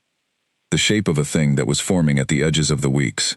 The Tuesdays, the fire, the law book, the honest two-word answers that meant 12. The way a room with 2 people is different from a room with 1. She thought about spring council, and a decision that would have to be made, and the fact that neither of them could make it alone. She thought, I have time. The window was clear. She could see the mountain through it now, white and enormous and fixed, the way very large things are fixed, the way things that have been there longer than any of the people looking at them are fixed, patient and enormous and not going anywhere. She put her cleaning cloth in her pocket. She picked up her bucket. She walked toward the stairs. 5 days more of dressed in the building, 5 more evenings of the great hall and the careful formal dinners, and winter sky eyes, looking for the places where she was not certain. She would manage it. She had managed things before. But on Tuesday she was going to ask Caden a question she had been building toward for weeks, and she thought that question was going to change the texture of the Tuesday afternoons, the way weather changes the texture of a landscape, not destroying it, not replacing it, just making it something else. She walked up the stairs. The fortress closed around her, large and stone and familiar now, in ways it had not been 3 years ago, or even 3 months ago. She went to do her work. She was, she thought, doing quite a lot of different kinds of work these days. Tuesday came. The day was heavy, with the kind of cloud that promised snow but had not yet delivered it. A held, waiting gray that made the inside of the fortress feel more enclosed than usual, the walls pressing in from the outside with weather, and from the inside with the particular charged quality of the past 7 days. Drest had left 2 days before. His departure had been formal and correct, and he had said everything that etiquette required, and nothing that it didn't, which was in some ways more concerning than if he had said something inflammatory. He had looked at Mira when he left. Just once, not with hostility, and not with the evaluating quality of the East Corridor encounter, with something she could not name but that felt, oddly, like the beginning of a thought rather than the end of one. She had nodded. He had turned away. He left. The fortress had breathed out afterward in the specific way it breathed out when something compressed had released. Not relaxed, but looser, the tight strings of the past week settling back toward something more ordinary. Mira had spent the 2 days since thinking about Tuesday. She had written out the question once, in the evening on a piece of paper, and then she had looked at it for a while, and then she had folded the paper and put it in the box under her bed. Not because the question was wrong, but because writing it down made it real, in a way that she wanted to carry for a night, before she carried it into the study. She had carried it. She went to the study at 4. Caden was already there, which was how it usually was. He arrived before her. The fire already well built, the room already warm. She sometimes thought about what it meant that he arrived first. She thought about it now, walking through the door and seeing him behind the desk with his hands laced, looking up when she came in. She sat down. She put the elder's record on her knee. She looked at him. She said, I want to ask you something that is not about the law. He looked at her. All right. She had thought about how to ask it. She had thought about it for 6 days, and through 2 nights, and across a Tuesday morning kitchen service, and a lunch service, and the walk from the servant corridor to the study door. She had thought about directness, and about indirection, and about the specific difficulty of asking someone something when you were not entirely sure you were ready to hear all of the possible answers. She said, when you saw me in the East Corridor wearing the fur, and you made the decision not to speak, was any part of that decision about something other than the politics? The fire made its sound. The snow that had been waiting all day did not yet fall. Caden looked at her across the desk. He was quiet for longer than usual, not uncomfortably long. The quality of his silences was different enough from discomfort that she had stopped confusing them. This was a thinking silence, the kind where something was being examined carefully before it was brought out. He said, "Yes." She waited. "I saw you," he said, "and the first thing I thought, before the politics, before the law, was that you were very cold." He paused. "And that the fur—" He stopped again. He looked at his hands. He looked back at her. The fur was where it should be. She sat with that.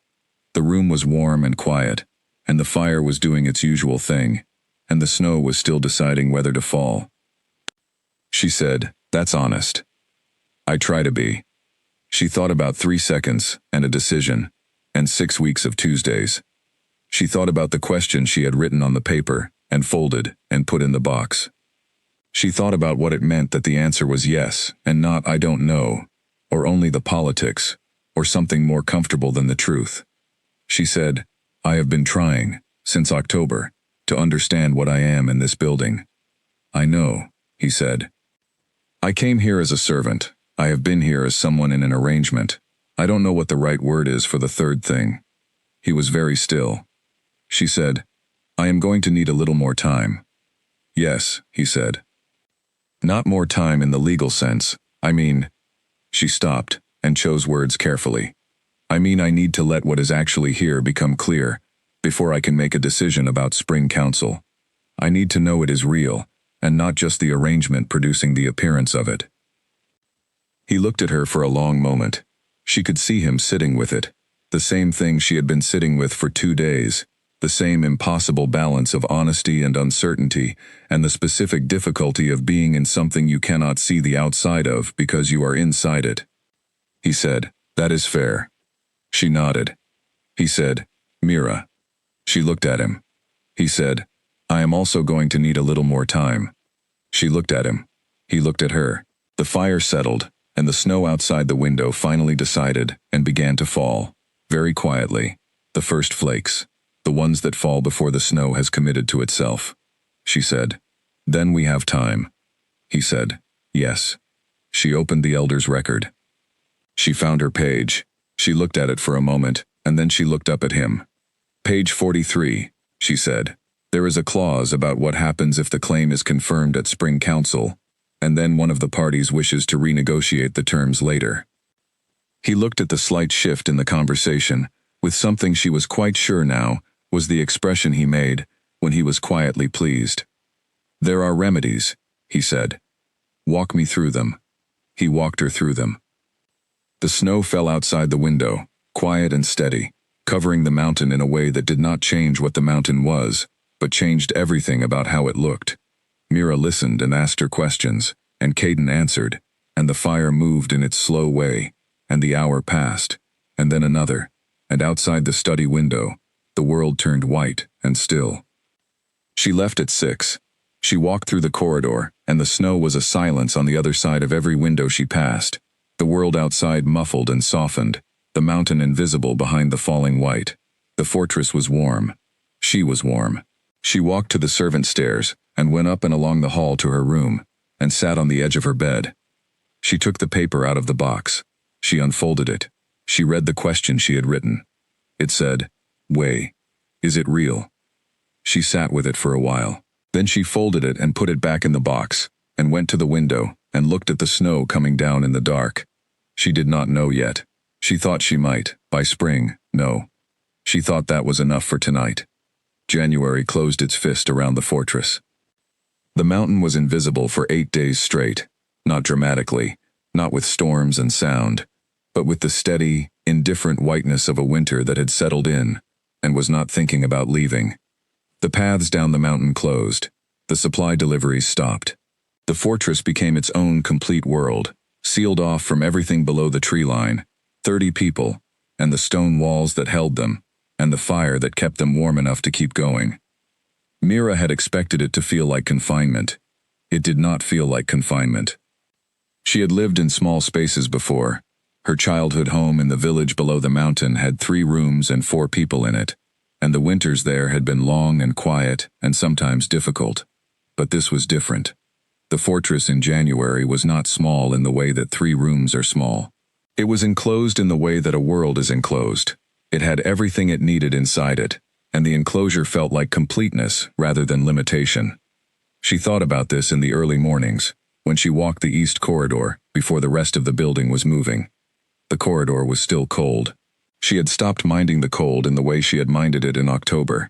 She had learned the corridor the way you learn a familiar path, not by following it consciously, but by knowing it in your feet and your peripheral vision, knowing where the floor dipped slightly near the second door, and where the draft came through the wall joint near the corner. She had learned other things too. She had learned that Caden walked the same hours she walked, not the same corridors, not at the same time, but in the same rhythm of early morning and late evening that she had settled into. She had learned this because she passed him, twice, in the week after the snow closed the mountain, in corridors that were otherwise empty, and that did not have a particular reason for either of them to be in, except that they were both the kind of people who thought better when they were moving.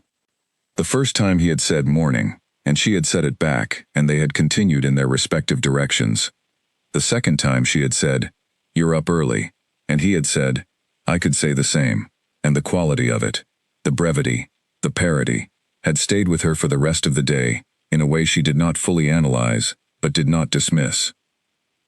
By the second week of January she had, without it being discussed or decided, stopped thinking of Tuesday as the only time they were likely to speak. The fortress in isolation was different from the fortress in connection to the world. The hierarchies softened slightly, the distances compressed, the way everyone's distance compresses when the thing that separates them from everything else has closed for the season.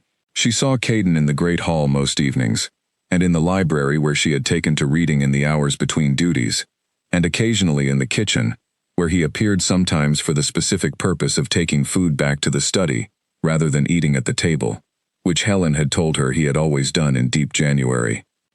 She did not seek him out. She did not avoid him. She was simply present in the fortress, and he was present in the fortress, and the fortress was small and complete, and January was long. On the 3rd Tuesday of January, she brought a different question. She sat down and she said, "I want to know something about you. Not about the law." He looked at her. "All right. How long have you been the king?" He was quiet for a moment. 15 years. Since you were 22. She looked at him. 22, and inheriting a territory this size, with 5 rival alphas on the borders, and an elder council watching everything he did, and an entire pack depending on the quality of his decisions. She thought about what 22 had looked like from the inside, and what it looked like now, and the 15 years between those 2 points. "Was it difficult?" she said. "Yes." "Was there anyone who helped you understand it?" He was quiet for longer this time. "My father's second," he said finally. "An older male named Bernard. He died 4 years into my tenure. He stopped. Very direct. Exceptionally direct. He told me things I did not always want to hear, and he told me them without apology, and I was angry at him for it more than once, and I was right about it exactly twice." She thought about that. About a 22-year-old king and an old wolf who told him the truth without apology. She said, "What would he think about the arrangement?" He looked at her. Something moved in his face that she was still learning to read. Not quite humor, and not quite something more serious, but suspended between them. "He would tell me," Caden said, "that I had either done something very smart or very foolish, and that the difference between the two would only become clear with time." She sat with that for a moment. Then she said, "Which do you think it is?" He held her gaze. The fire was steady and warm. Outside the window, the mountain was still invisible, still white. He said, "I don't know yet." She said, "Neither do I." Neither of them said anything for a moment. Then she said, "Can I ask you another one?" "Yes." "Why do you walk in the mornings?" He looked at her. Something shifted. Not much. Not dramatically. But she had become good at the small shifts. This one was lighter. "The same reason anyone walks," he said. "Because sitting in a room with a difficult thing is less useful than moving alongside it." She looked at him. "What is the difficult thing?" "This January." He was quiet for a long moment. Long enough that she thought he might not answer. The fire settled. He said, "You asked me last time whether any part of the corridor decision was about something other than politics." She said, "Yes." He said, "I've been trying to understand how large that other part was." She sat very still. He said, "I don't have an answer yet, but I am aware of it, in the way you are aware of something you are trying to see clearly, but that keeps moving." She breathed. She said, "That sounds familiar." He nodded, once. They sat in the warm study, with the fire and the snow and the invisible mountain, and the 15 years, and the 3-second decision, and the weeks between October and January, and neither of them said the thing that was in the room with them, because neither of them was ready to say it yet, but it was there, and they were both aware that it was there, and the awareness itself was something. She opened the book on her knee. She said, "Page 61. He said, "The spring confirmation procedures." She said, "Walk me through them." He walked her through them. And the fire was warm, and the snow was quiet, and January held the fortress in its fist, and inside the study, two people who were still figuring out what they were to each other, sat with old law between them, and spoke carefully and honestly about the things they could name, and the things they could not name, yet waited nearby, patient and enormous, the way mountains wait. When she left that evening, she stopped, as she always did, at the study door with her hand on the handle. She stood there for a moment and did not turn back. She said, "The difficult thing you walk alongside." He said, "Yes?" She said, "I think it is the same difficult thing." She opened the door. She went out into the corridor. She walked through the fortress to her room, and she sat on the edge of her bed, and she thought about January, and February, and March, and the distance between where she was standing and where Spring Council would require her to stand. She thought, "I will be ready." She was not entirely sure that was true, but she thought it was close enough to true to be useful. She put out her light. The mountain outside the window was still invisible, still white. She could feel it there anyway, enormous and fixed and patient. She slept. February brought the first crack in the seal of January, a day of sun that came without warning, brilliant and cold, and so clear that the mountain reappeared from its white veil and stood visible for 12 hours before the cloud closed again. Mira stood at the cleared east corridor window and looked at it and felt something in her chest that she recognized, after a moment, as the feeling of remembering what direction you are pointed in. Spring Council was 6 weeks away. She had been counting in the way that she counted the rice sacks, not with worry, but precisely, because precision was the thing that kept distance manageable. 6 weeks. 42 days. She had 42 days to understand what she was deciding before she had to decide it. She went to the library that afternoon. The library was on the upper floor of the west wing, a long room with windows on one side and bookshelves on the other, and a table in the middle that was just long enough for two people to sit at without being in each other's way. She went there most afternoons now when her duties were done. She had been working through a different book this month, not the Elder's Record, which she had finished in January, but a history of the Northern Territories, which was long and dense and occasionally fascinating, and told her things about the world Caden lived in that the law book did not contain. She had been in the library for an hour when he came in. He did not come in often, twice since January that she knew of, but he came in now with a folder of council papers, and he sat at the other end of the long table without comment, and opened the folder and started reading. They worked at opposite ends of the table for a while without speaking. She looked up once, and he was making a note in the margin of something, his handwriting close and small, his face angled down toward the page. She looked at the quality of his focus, the way it was total, the way he read, the way he did everything, with no part of his attention somewhere else. She went back to her book. He said after a while, "What are you reading?" She said, "A History of the Northern Chain." He was quiet for a moment. Then he said, "Which volume?" She held up the book so he could see the spine. He looked at it. Something moved in his face that she had learned, by now, was the beginning of an opinion. "The third volume is more accurate," he said. "What's wrong with this one?" The author was writing under the patronage of the Second Northern Pack. The account of the boundary disputes in the 1890s is written to favor the northern side. She looked at the page she was on. She said, "Is that why the fifth pack looks like a problem in every paragraph?" "Yes," he said. She looked at the book. She looked at him. she said. Is Dresdspack the fifth? The third, he said. Though the history is unkind to them as well. She thought about the East Corridor and winter sky eyes. She said, what is Dresd actually like? Not what he presents. What he is underneath the presentation. Caden considered this. She had learned that he considered questions honestly rather than strategically, which was a thing she had not expected and had valued considerably once she understood it. Cautious, he said. Underneath all of it, very cautious. He makes large movements to prevent small ones from being necessary. She looked at him. The hall dinner, she said, asking about me loudly, in front of the room. He was establishing information before he had to ask for it privately, Caden said. If he asked me privately, I control the information. In the hall, the room reacts, and he reads the reaction before I've said anything. She thought about the hall going quiet, about the quality of that quiet, about what Dresd had read in it. What did he see? She said. Caden looked at her across the long table. He saw that the pack's response was not performed, he said, that it was real, that the claim is not, he paused, procedural. She held his gaze.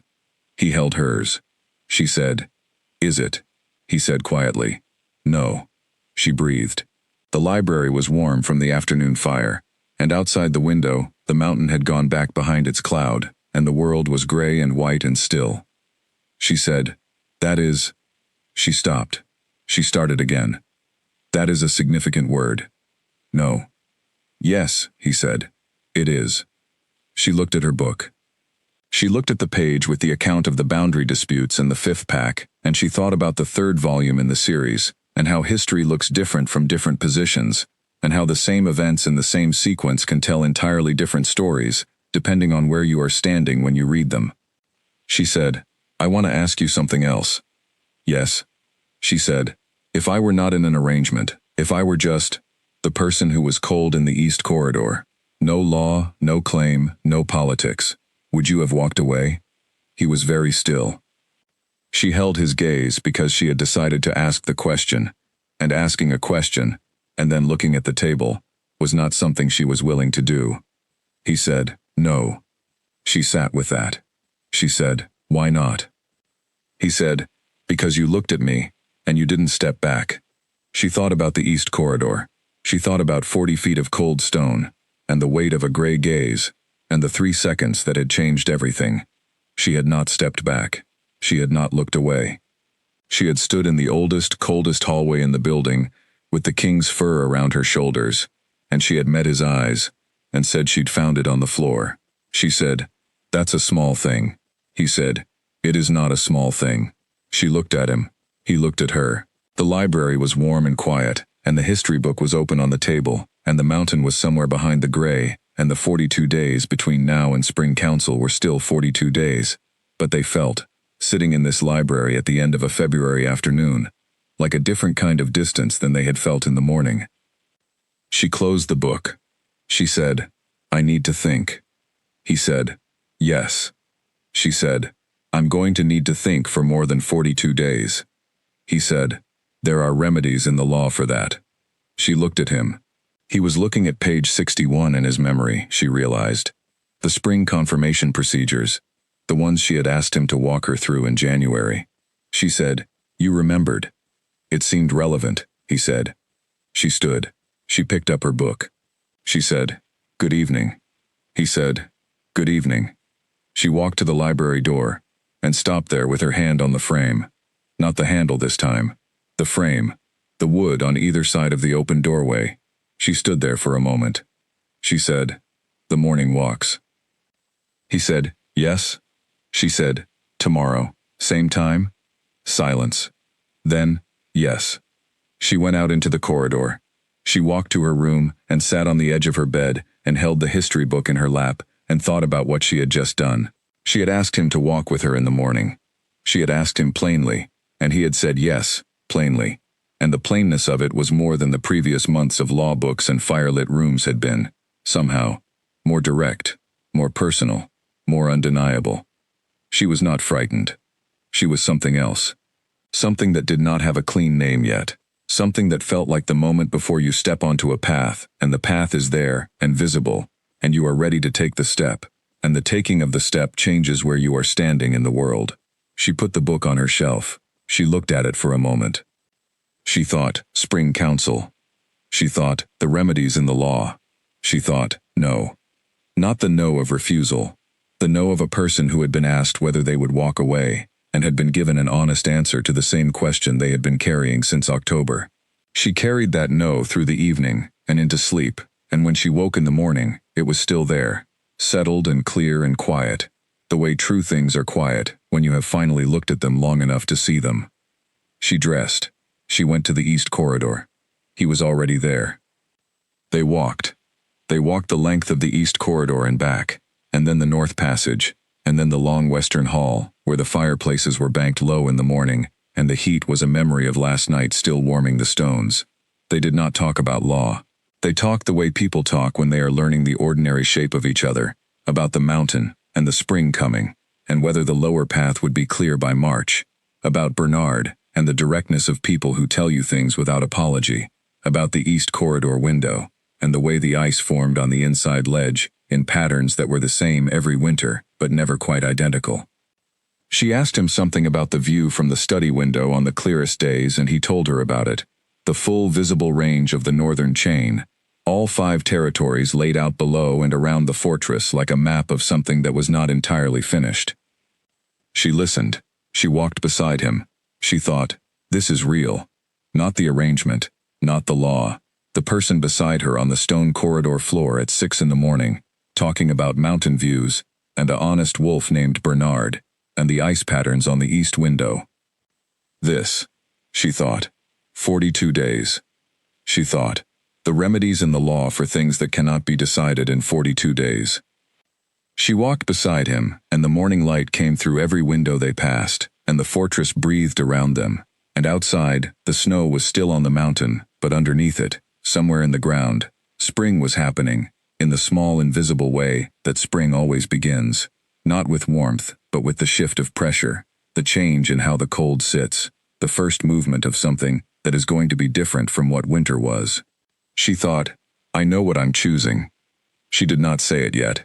She was not ready to say it yet, and she knew she was not ready. And she thought being ready to know you are not ready was itself a kind of readiness.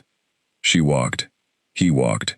The corridor stretched ahead of them, and turned, and the fortress held them inside its enormous stone quiet, and outside the mountain waited enormous, and patient, and fixed, the way it had waited for everything and everyone who had ever stood in these corridors, and tried to see clearly through the specific difficulty of not yet knowing what comes next. Spring was coming. It was coming slowly, and underground, and in ways that could not yet be seen from the windows of the east corridor. But it was coming. March came in mild, not warm. Warmth was still weeks away, but mild, the hard edge off the cold, the air carrying something underneath the gray that was different from January's indifferent white. The lower path opened on the 3rd of March, and on the 4th, a supply cart came up the mountain for the first time in 6 weeks, and the fortress breathed out again, in its specific post-isolation way. Spring Council was 2 weeks away. Mira had the date marked in her mind, the way you mark a fixed point you are navigating toward, not with dread, not with eagerness, but with the specific attention you give to something you know is coming regardless of how you feel about it. She had continued the morning walks. Every morning, 6 o'clock, East Corridor. Sometimes they talked and sometimes they walked in the silence that had stopped being uncomfortable sometime in January, and had become simply the kind of quiet that 2 people can share, without it meaning anything other than that they are both present. She had continued the Tuesday afternoons in the study, though the nature of the Tuesday afternoons had shifted in a way that was not dramatic but was entirely clear. Less law book, more conversation. The fire burning and the old record sitting closed on the table between them, and the hour passing the way hours pass when nobody is counting them. She had thought carefully about Spring Council, and about the remedies in the law, and about what she was going to say when she stood in front of the Elder Council, and was asked to make her decision.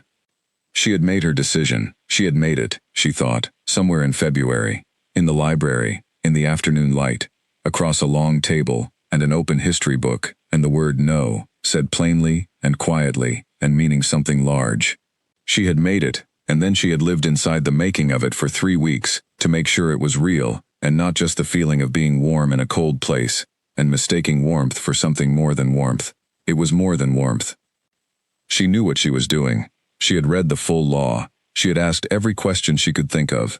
She understood what confirming the claim meant in practice, in the long term, in the specific and complicated life of a king's fortress in the Northern Territories.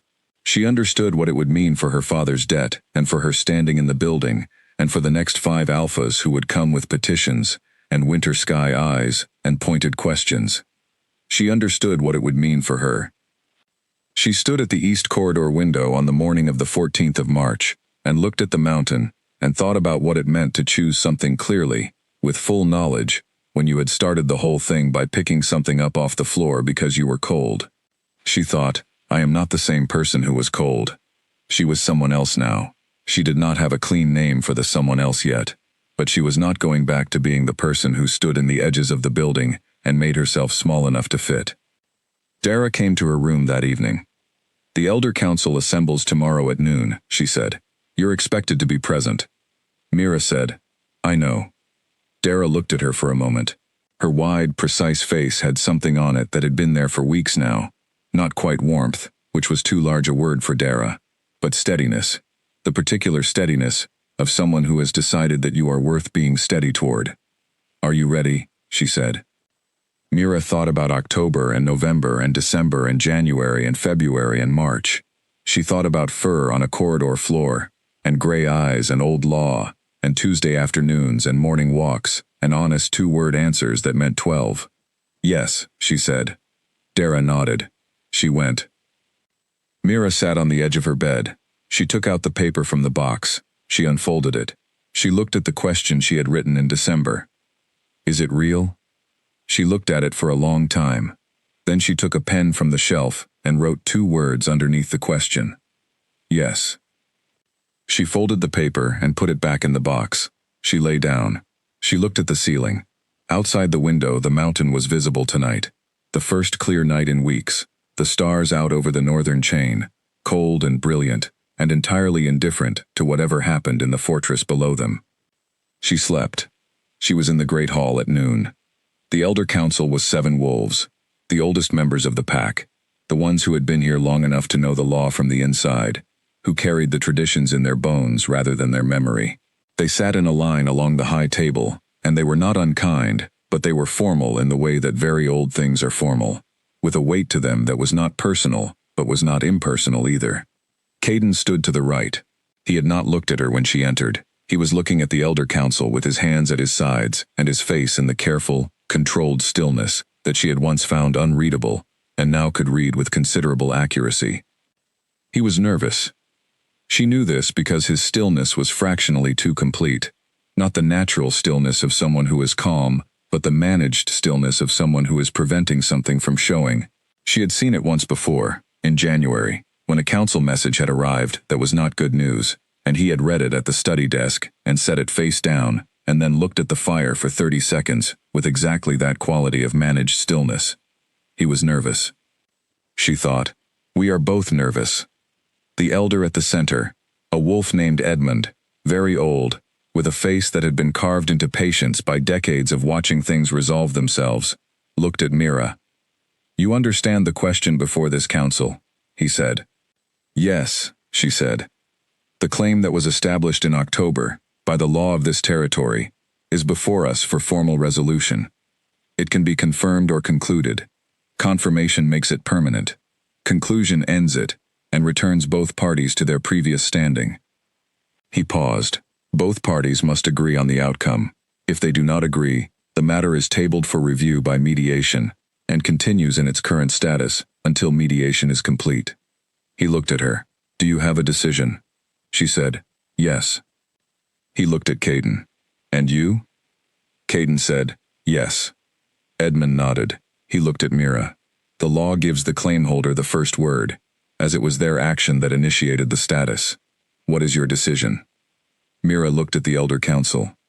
She looked at the great hall around her, the stone and the high ceiling, and the fireplace along the east wall, and the long tables where she had served bread for 3 years, and the doors she had come through 100 times, with a basket over her arm, and her eyes on the floor. She looked at Caden. He was looking at her now. The gray eyes were on her face, not with the managed stillness, not with the careful control, just looking at her.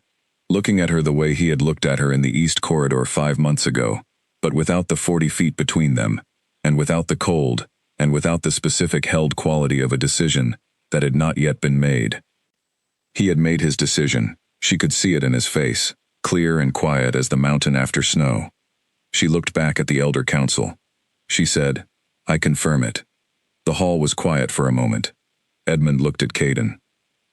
Caden said, "I confirm it." Edmund nodded once. He looked at the wolves on either side of him. Something passed between them that was not words but was communication, old and formal and complete. "The claim is confirmed," Edmund said. "Let the record note it." And that was it. Not dramatic, not large, just words in a room, and a record, and the particular quality of silence that follows something that has become true, rather than something that was already true, and only needed to be said. Mira stood in the great hall, and breathed. She was not shaking. She was not afraid. She felt, standing in the room where she had served bread, and kept her eyes down, and made herself small enough to exist in the edges, something that was very quiet, and very complete. The feeling of a thing landing exactly where it was going to land, not because it had been thrown perfectly, but because the landing place was real, and had been real for some time before the landing. People were moving. The elder council was standing, the formal session ending. Wolves were shifting in the hall, the particular movement that follows the conclusion of something significant. Mira was aware of all of this at a distance. She was also aware of Caden crossing the hall. He stopped in front of her. The distance between them was very small, not the 40 feet of the East Corridor, not the width of a desk, just the ordinary distance of two people standing in the same space. He said, "You didn't hesitate." She said, "I'd had 5 months." He said, "Was it enough time?" She thought about it honestly. She said, "It was enough time to know. I'm not sure any amount of time would have been enough to be certain." He said, "No." She said, "But certainty and readiness are not the same thing." He looked at her. "No," he said, "they are not." She held his gaze. He said, "I owe you the 3rd volume of the Northern History." She said, "I'll find it myself." He said, "I have it in the study." She said, "Tuesday?" He said, "Tuesday." She nodded. She turned and walked back through the great hall, and the hall moved around her differently than it had ever moved before. The space opened the way it opens for someone who belongs in it, not at the edge but in the center, not carrying a basket but carrying herself, which was heavier and lighter at the same time. Helen was by the far door. Mira stopped beside her. Helen looked at her with the steady, honest face she always had, the face that held feelings without advertising them. Helen said quietly, "How do you feel?" Mira thought about it. She said, "Like someone who picked something up off the floor and did not put it back down." Helen looked at her. Then, quietly, she smiled. Mira went out through the great hall door into the corridor. The fortress was around her, the stone and the fires and the corridors she knew in her feet and her peripheral vision, the window at the end of the east passage that frosted in winter and cleared in spring. She walked through it, and it held her the way familiar things hold you, not with force, not with confinement, but with the specific ease of a place that knows the shape of you. She walked past the east corridor bend where the fur had been. The corridor floor was empty there now, smooth and bare, the stone cold in winter and cool in spring, and always a little different from the stone in the warmer passages. She stopped and looked at the space where she had stumbled, and reached out her hand, and felt warmth come through her palm and move into her wrist. She stood there for a moment. She thought about the person who had been cold that evening. The person who had picked something up without thinking, and walked down the corridor toward the stairs, and started something she had not intended to start, and could not have named if she had tried. She thought about where that person was now. Here, in the same corridor, standing on the same stone, but not cold. She walked to the east window. She cleared a circle in the last of the winter frost with her palm, and looked through it. The mountain was there, white and enormous, and patient. The northern chain spread below it and around it, like something that had been waiting for the right light to become visible. She looked at it for a long time. Then she took her hand off the glass and walked away from the window, through the corridor, and into the part of the fortress that was warm, where the fires burned, and the days were long, and everything that had been decided was now simply the shape of what was going to come next. She did not look back. She did not need to. The east corridor was behind her, and the rest of it was ahead, and she knew the way. She had learned it.